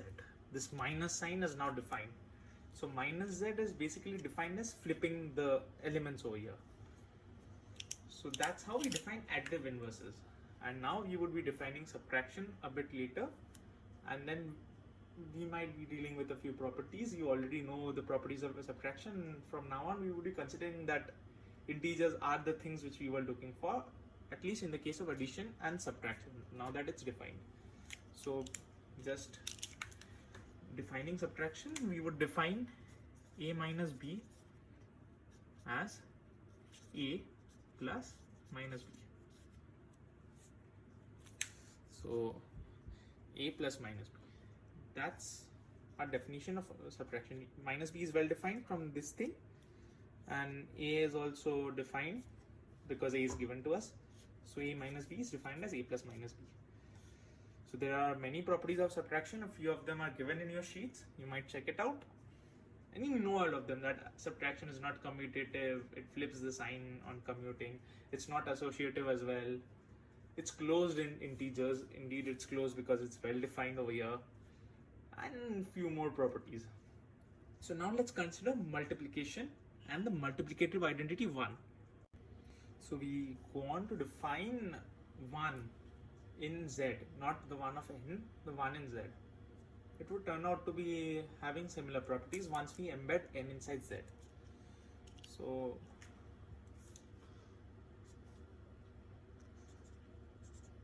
that would be a topic. For all a comma b belonging to natural numbers, it turns out that a plus 1 comma a is the same as b plus 1 comma b, or equivalent. It's easy to see because a plus 1 times b is equal to a times b plus 1, and we have already hinted a way to prove it. So this is the same as saying sigma a comma a is the same as sigma b comma b. So the equivalence class 1 over here, this is the 1 of z, it's defined as sigma. So let's give an additional notation for some time to represent it's the 1 of z, it's the 1 z. So sigma 1 of 1, the equivalence class generated by this thing would contain all such elements, and again this is exclusive. Suppose some element belongs to this equivalence class, it has to be of the form sigma a comma a. That's for you to prove, but you get the idea, right? So it's well defined, so this has to be the case. So 1z is defined as this thing. So the first thing, we would be using this to prove that there is something called a multiplicative identity property. That is, for all z belongs to z, 1 times z is equal to z times 1 is equal to z. Nice property, right? So let's look at how we can prove it. So the proof won't be difficult, as it's never, to be honest. So here 1z times z, we will be just proving it in this part. We won't be proving this because we have assumed multiplication to be commutative. This is nothing but sigma 1 comma 1 times, call z to be a comma b as equivalence classes. This product is as equivalence classes. So that's our product. But what exactly is this? This is nothing sigma 1 a plus b. 1 times b is b, so we will just write it as b, and sigma 1 b plus a. This is equal to, if you open sigma 1, this is nothing but a plus a by the definition of multiplication and also our commutativity, plus b comma b plus a plus b. But when we consider equivalence classes, we can remove this common element, because we saw adding a common element doesn't affect the equivalence classes, as the difference is basically a minus b. So this is nothing but the equivalence class a comma b, which was z. So indeed, it turns out that our 1 has a property that it gets absorbed when we multiply it to other elements. So this is the property which we shall be assuming for NOA, and there are many more properties to be proven, and many of them are listed to you, but time constraint would say we need to proceed fast. So let's just prove how we can embed n inside z. So we have an idea of how we can embed 1 inside z. So in general, for all n belonging to natural numbers, the function defined from n to z as n is going to the element 1 plus n times 1. It's also a function which satisfies the following property.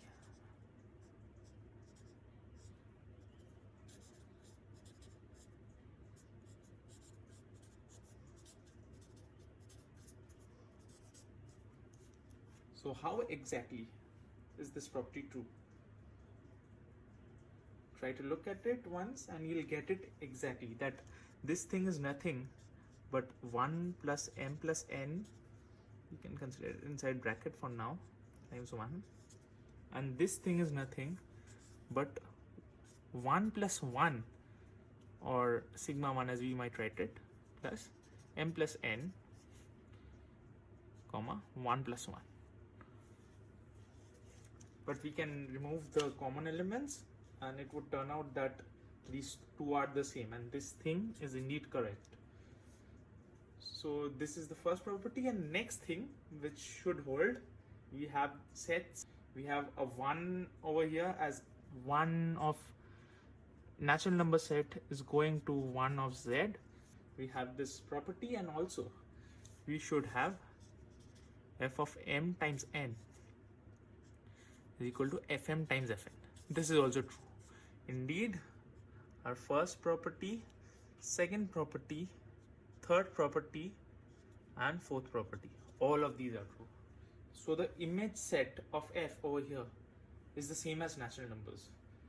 Also, when we think of integers, it turns out that natural numbers are inside integers. Even in our definition, we can say natural numbers is somewhat inside integers. All multiplication, addition properties hold. In fact, the all properties of addition and multiplication which were there are also true over here. So I would ask you to think about this very patiently, how these properties are true or so on. So now, because we would like to define the order as well in Z, shortly define it as, okay, so before we define order, we'll just give a few more properties of multiplication which would come handy. Uniqueness properties again hold over here, but this thing is the cancellation law. So if a not equal to 0 as an equivalence class, then a times b is equal to a times c if and only if b equal to c. And this property has an equivalence statement which I'd strongly urge you to prove. This prop as a property is equivalent to a times b equal to 0 if and only if a equal to 0 or b equal to 0. So if both of them are not 0, then the product cannot be 0. So that's what we call a domain. So the set of integers is a domain, as you might learn later on. Hence, this property is called the domain property.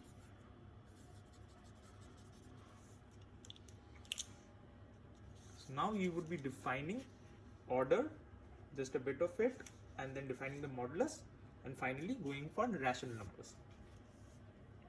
So now we are going for the ordering in Z. So we say this equivalence class is less than this equivalence class, call this x and call this y, or simply y greater than x. Now that we know that these two notations are equivalent in natural numbers, it's also equivalent over here. If and only if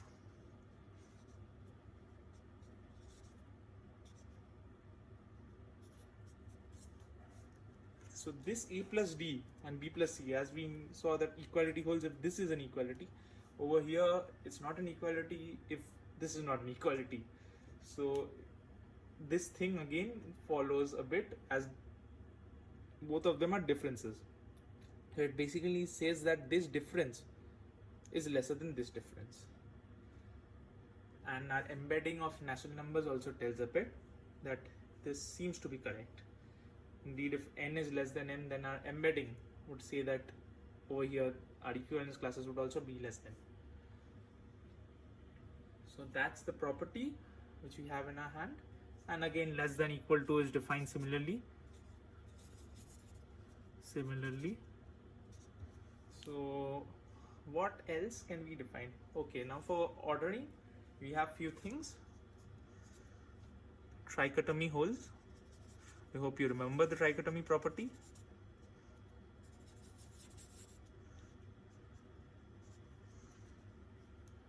Now, over here, the minimum element property that we called as the well ordering of n won't hold.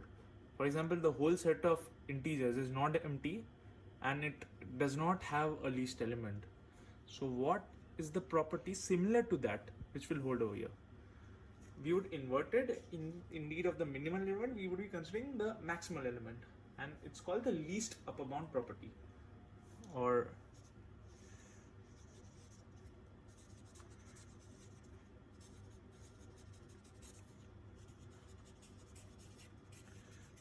of Z.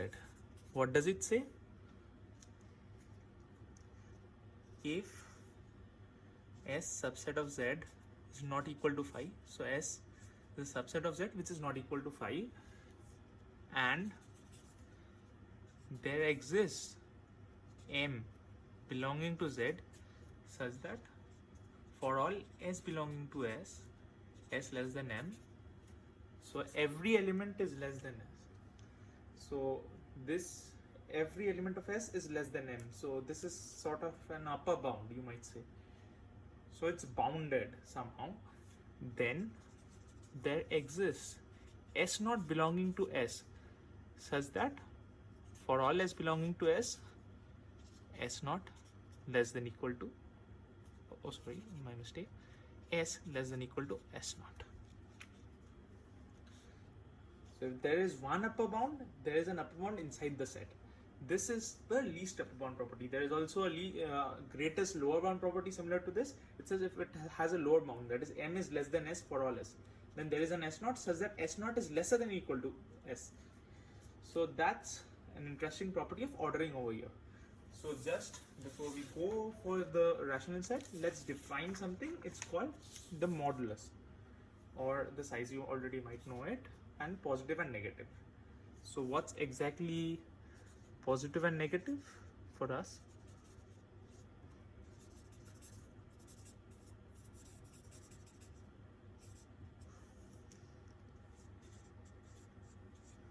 A comma B belonging to Z is called positive if A greater than B, or equivalently this A comma B class is greater than 0.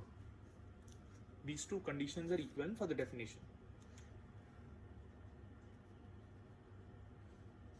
So over here quotation, because it's not if and only if, because this is true, this would imply this and this would imply this. This is an equivalent condition for the definition. So positive, this is the definition of positive. A comma b belonging to z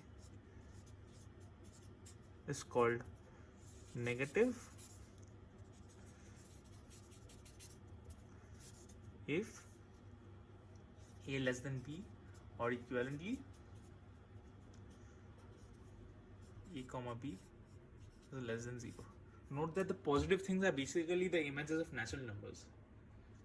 So any positive integer is a natural number. That justifies our nomenclature that natural numbers are positive integers. We sometimes use it like that. And anything negative is like the additive inverses of the natural numbers. So again over here there is a trichotomy. We represent positive as plus v and negative as minus v. So properties, trichotomy holds. Over here the trichotomy says exactly one of these is true, a belongs to z, then one of these is true, a is positive, a is negative, or a equal to 0. Exactly one of these hold.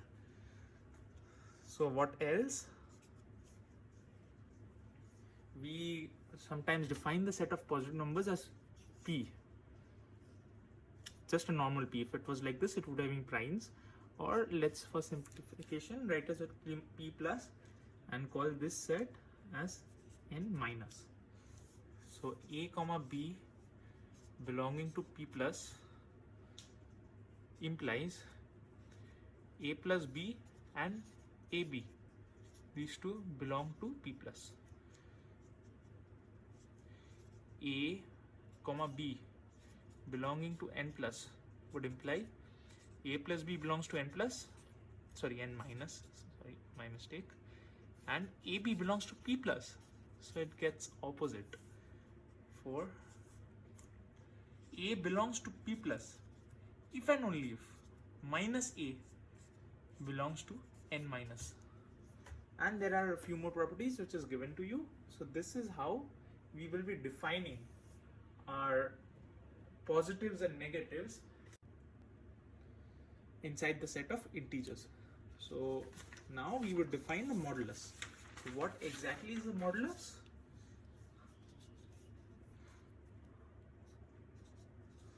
Or absolute value.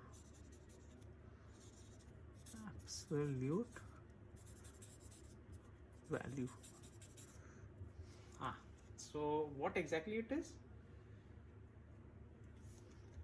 Mod z is defined to be z. It's a function actually. If z greater than 0 and minus z either greater than or equal to z less than 0, or z is negative over here. And this thing is called non-negative. If it's greater than or equal to 0, it's called non-negative because it's not negative. So basically mod is a function from z to, one calls this as n naught, or in many conventions n is considered to have a 0. We have assumed that n does not have a 0. So this set is called n naught, which is equal to n union a 0 element, which is the additive identity element. So which we saw in z as the equivalent is class of 1 comma 1. So this is a function. So it has few beautiful properties. You can prove a lot of them. The first thing, which is obvious, is minus of mod z is always less than or equal to z, which is less than or equal to mod z. And use this to show z, and there is another thing, sorry, if and only if z belongs to p plus union 0. Finally, use the property number 1 and a bit of logic to show for all x comma y comma z belonging to, rather x comma y, remove z, belonging to z, mod of x, mod x minus mod y. So it's like the difference if we define. So over here it's a restrictive function. This is the range. But whenever we define the function, generally we would choose to define it from z to z to lose any properties because this might lead to some loss of properties, as we just saw. We cannot do minus over here, so you would be defining it from z to z. So x minus y, this is less than equal to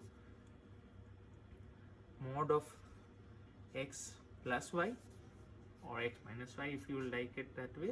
This is less than or equal to mod x plus mod y. So the challenge is over here, try it out. These two equalities, when do equality hold? Prove it. First of all, you have to prove it and show when equalities might hold, and finally generalize the statement using induction. So now we have enough tools to go for the rational number set. We won't be again proving all these properties for rational numbers. We would just define the rational number set using integers, and then I'll list you the properties. I won't be stating them over here, and just define what exactly division is over there. So now we shall be defining the set of rational numbers using integers. Again, we can't include multiplicative inverses, as we did not include additive inverses in case of natural numbers to define the integers. We should just use cross products again, or Cartesian products, to define this stuff. So how do we propose to define it? Instead of addition, which we did in natural numbers, why not we do it as multiplication over here to test out an equivalence relation? First of all,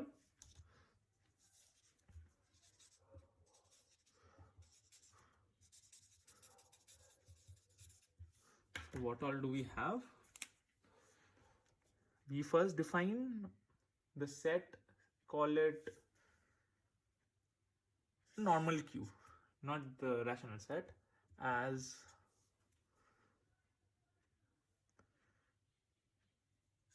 z times z minus 0. Why this minus 0? Our intuition would say that a comma b is the same as a by b, but by 0 does not make sense, right? So that's why we would remove 0 from the second element of the cross product. So exactly how do we define our equivalence relation? We should say that a comma b is equivalent to c comma d if and only if, so our intuition would say this is if and only if a by b is equal to c by d, assuming our knowledge of fractions. But this is if and only if ad is equal to bc, and that's well defined over here. It's integer sets, a subset of integers, so this is well defined over here. So what we shall be defining, a comma b is similar to c comma d over here. So just to differentiate with this similarity and that one, let's call it similar dot. So a comma b is similar dot if and only if ad is equal to bc. So again, we have something which is similar to that, and we can define a lot of properties just using this fact. So before we proceed to a real number case and division, I'll just define what are some standard elements over here and how we can embed z. Firstly, 0 over here is defined as the equivalence class of 0, 1, say, is the same equivalence class for any element. This thing can be anything. The first element must be 0. That's important for us. So this is a 0 in Q, and it will have again beautiful properties. Once we define multiplication and addition, we will see those beautiful properties. So for now, let's assume that we have multiplication and division over here. It would have properties like 0 times q is equal to 0 for all q, and then 0 times q plus q is equal to q for all q, and addition and multiplication will again be commutative over here, and division by 0 is not permitted, and many more properties. So next is 1q would be defined as the equivalence class of 1 comma 1 over here. Again we can show properties like 1q times q is equal to q for all q, and so on, as we did. And how we can embed zq, as z is an element of our integers, and zq would simply be defined as z comma q. Hinting from these two definitions, it's the equivalence class of z comma 1. So we have a few definitions over here, as or rather embedding, how we can embed the integers inside our definition of rational numbers. So before going on, we should define addition and multiplication, as we have been using them over here for q before defining it. That's not right. So we define a few operations in q.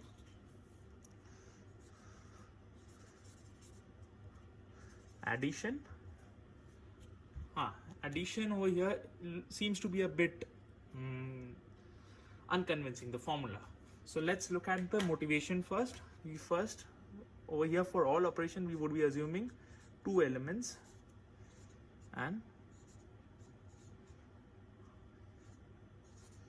so I forgot to mention something. Q is a set as this. So what exactly is the set of rational numbers? The thing which we are looking. Really bad of me of not to mention it. So Q would be defined as the equivalence classes, as obvious from our all of our studies over here. So Q is the equivalence classes. So these two are equivalence classes, so it belongs to Q, or the set of rational numbers for this operation, and we will be defining the sum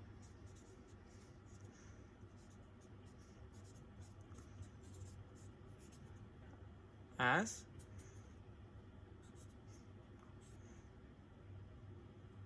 the equivalence class of this element.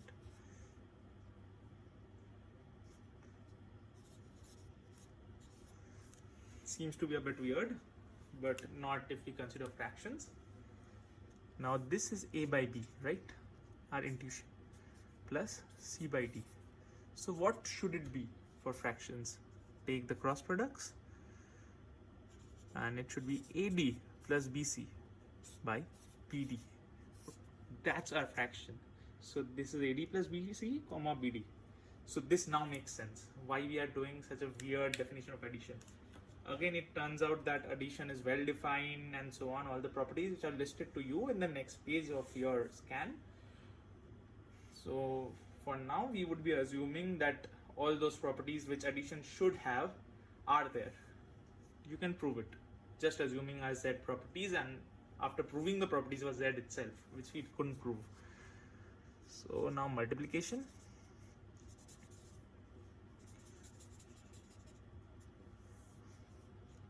Multiplication is pretty simple over here.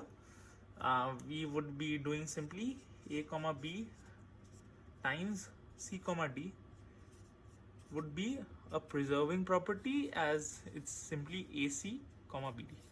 First of all, you have to show that bd is well defined, and so on, like addition is well defined. You have to show that bd in both of these cases are an element of z minus 0, which we showed that ab equal to 0 if and only if a equal to 0, b equal to 0 inside integers. So it's well defined in that sense. So now you have to show that it's a unique equivalence class, and there is a bit of work to do. But I think you would like to try it out yourself and get convinced. So multiplication has this thing. Again, our intuition, this time it's far more obvious. It's AB times CD, which is equal to AC times BD. So A by B times C by D is equal to AC by BD. So this is our multiplication over there. And finally, additive inverses and subtraction. Additive inverses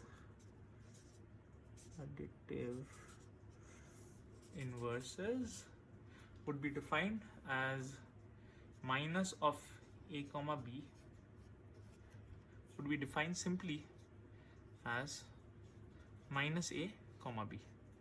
This would be a definition of negatives. So it makes sense, right? A by b minus of a by b is same as minus a by b. So that's our intuition. And for subtraction, as in integers, it's adding by. So if we would assume that x comma y belongs to q, then x minus y would be defined as x plus of minus y. So these properties seem to be pretty intuitive and obvious. Now you need to prove the list of properties given to you in a few following pages. So now we shall be proceeding to another interesting part. This part seems to be a bit mundane and more of work. There are a few interesting properties given to you, but now what's more interesting is how you can get to reals just using rationals. So before we go to the real number set, let's define division in Q. So we have already seen addition, multiplication and subtraction. We have also seen the additive identity. So what remains is division, which is the property which differentiates Q from Z to some extent, algebraically speaking, as Z does not have a sense of division, but Q has one. So what exactly is division? Before we define division, let's first define the multiplicative identity of Q. So I hope you remember our notation. The equivalence class 1Q, which is basically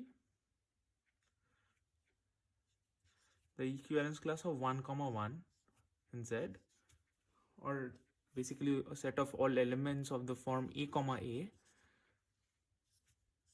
This set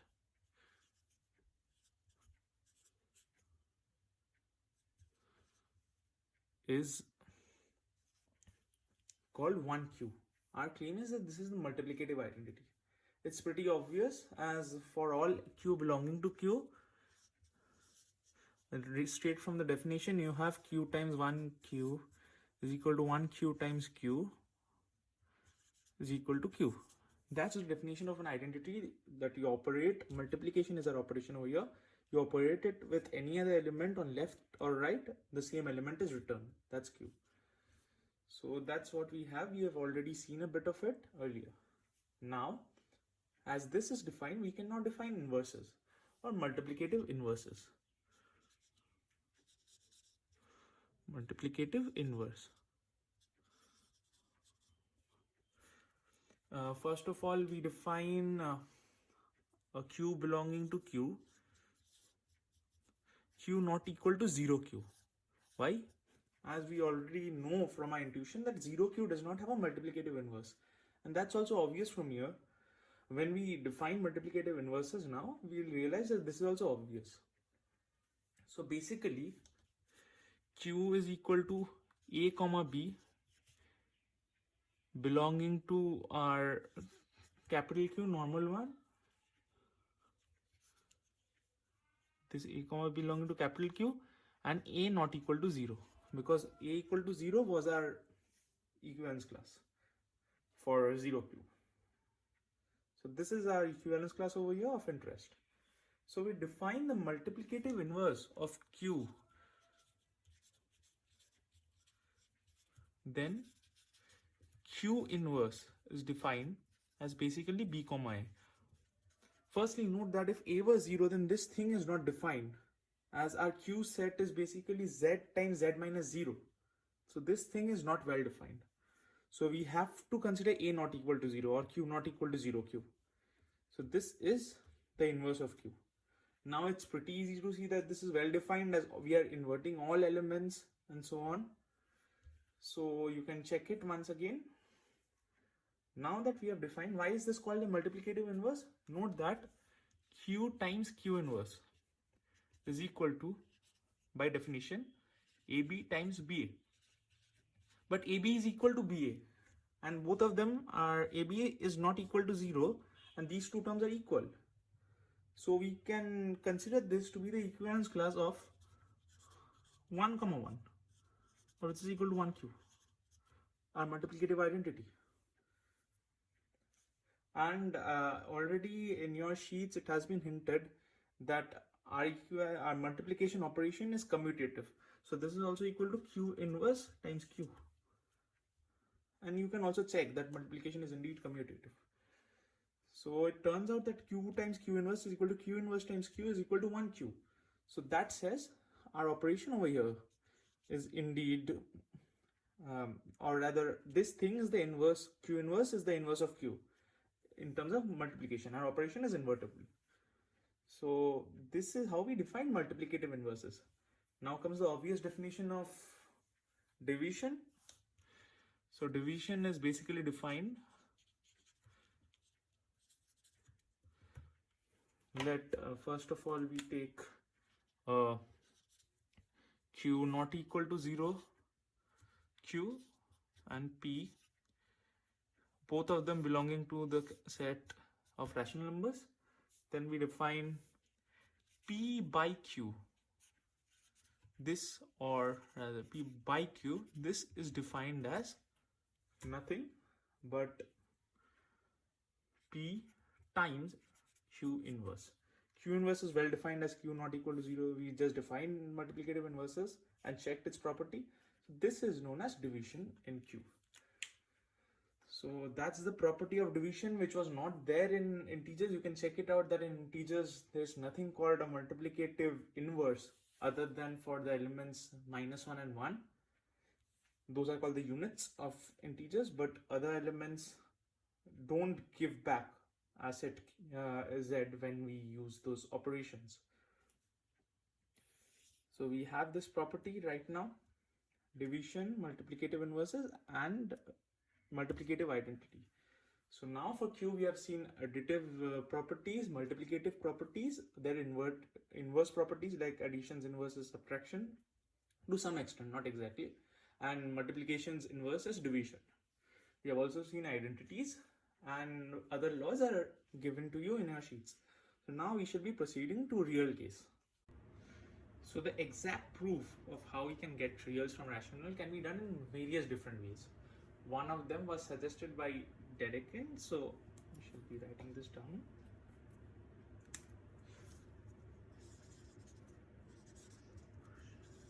Of reals. First method was suggested by Dedekind, which we shall be doing, hinting at least. We won't be doing it in details, using cuts, something he called cuts, and used it to define rational reals just using rationals. It was very groundbreaking discovery which he made, of course, that he can use some simple type of sets and some basic set theory on Q to define R, or the set of reals. There is something called fields which you might already know. So Q turns out to be the smallest field, which is infinite. It sounds weird, infinite and smallest. So he wanted to show that R was assumed to be a field then. So he wanted to show that R contains Q. That's not hard to see, we already know it with our definition of R. And he said that given Q we can construct R. So that's what Dedekind used to construct R. I won't be defining fields as such now, but if you're interested you can search it up.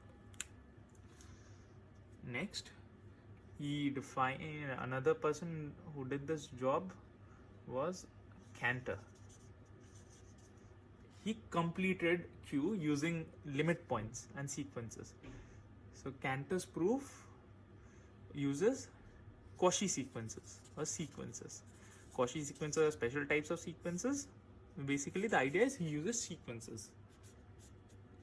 So that's his proof. We won't be discussing it, it heavily relies on metric space theory and so on. Even if not metric spaces, at least the properties of Q and ordering and distance, sequences, and it's not worth it discussing all those things together. But this thing is relatively simpler. So what exactly are the properties of R which distinguish it from Q? as you might have seen in your sheets, Q, a set, does not have a least upper bound property. Just simply consider this set, x square less than 2, or rather if we write in roster notation, x such that x square is less than 2 and x belongs to Q. This set has no least upper bound. It has upper bounds like 4 is an upper bound over here, 4 square is not less than 2, 4 is greater than all these elements, but it has no least upper bound. So exactly the definition of least upper bound in this case is given over there. It's a bit different from the least upper bound in integers. It's what we go to supremums. So over here, R turns out has this property. Q has an order, R has a similar order. Q has the field axiom properties of addition and multiplication, which we will be stating shortly. R also has those properties. So the distinguishing part is this. Q does not have this property while R has it. So that's where the difference occurs. So first, as I said, let's look at the field axiom properties, or the field properties which a set must satisfy to be a field. We need to check those properties. So first, we would be defining, let R properties as a field. In general, fields are defined using these properties, but for now we would see what properties R must satisfy over here to be a field, first of all, which it is in our common sense. So R has two operations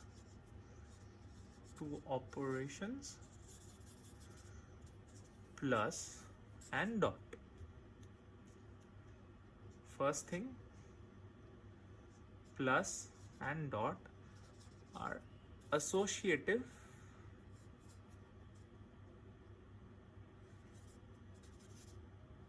and commutative.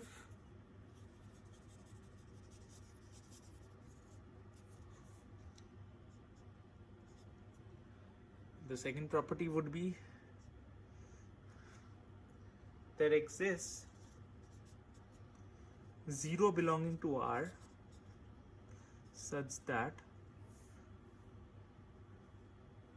for all A belonging to R, A plus 0 is equal to 0 plus A is equal to A. This is similar. 1 not equal to 0 belonging to R. This not equal to 0 is important, such that for all A belonging to R, A times 1 is equal to 1 times A is equal to A. So this is the additive identity, this is a multiplicative identity. For inverses in addition, so for all A belonging to R, there exists minus A, an element belonging to R, such that minus A plus A is equal to A plus minus A is equal to 0. 5 multiplicative inverses. This is additive inverses. Minus A is the additive inverse. For all A belonging to R, if A not equal to 0, then there exists A inverse belonging to R such that this is a multiplicative inverse. So A times A inverse is equal to A inverse times A is equal to 1. These are 5 properties, and the final one which links these two operations is the distributive property. So it says for all A comma B comma C belonging to R, A plus B times C is equal to A times C plus B times C. So these are the basic field axioms which a field must have, or an algebraic object must have to be a field. Two operations satisfying these axioms. So there are actually, if you enlist all of these, 9 of them. What are they? Over here we have written 4 of them in the same thing, and these are different properties. So 9 important of them. In fact, this can be written as 2 different axioms, but we'll be assuming it to be the same axiom. So these properties must be satisfied by our R. In addition to this, it must satisfy a few more properties. So what exactly are they?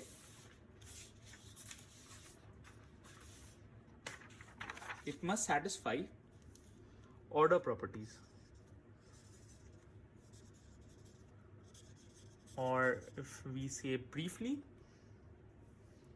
these are the field properties. So order properties are, there exists P, a subset of R. This is called the set of positives such that 1 belongs to P. In fact, this can be proven that 1 belongs to P. So for now, let us assume, and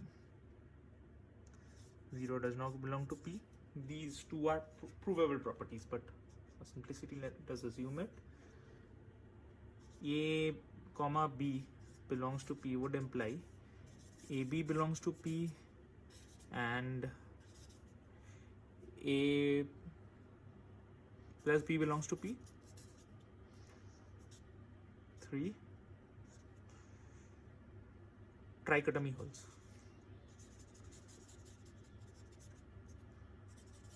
So what exactly is trichotomy? For all A belonging to R, exactly one of these hold. Exactly one of these hold.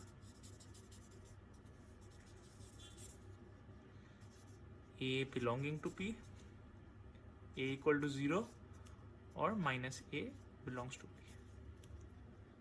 Well, so these are a few properties which are of interest, and try to show these properties and so on, that these two in fact imply this to some extent. And another thing which is of interest, and instead of assuming this, we can assume that or P not equal to phi, P not equal to R. So it's not the whole of R, it's not empty, neither way. So it's not either of the extremes. So this is the property. And finally, least upper bound property,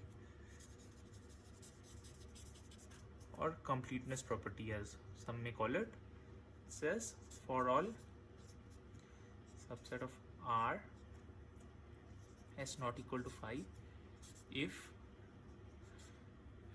there exists an M belonging to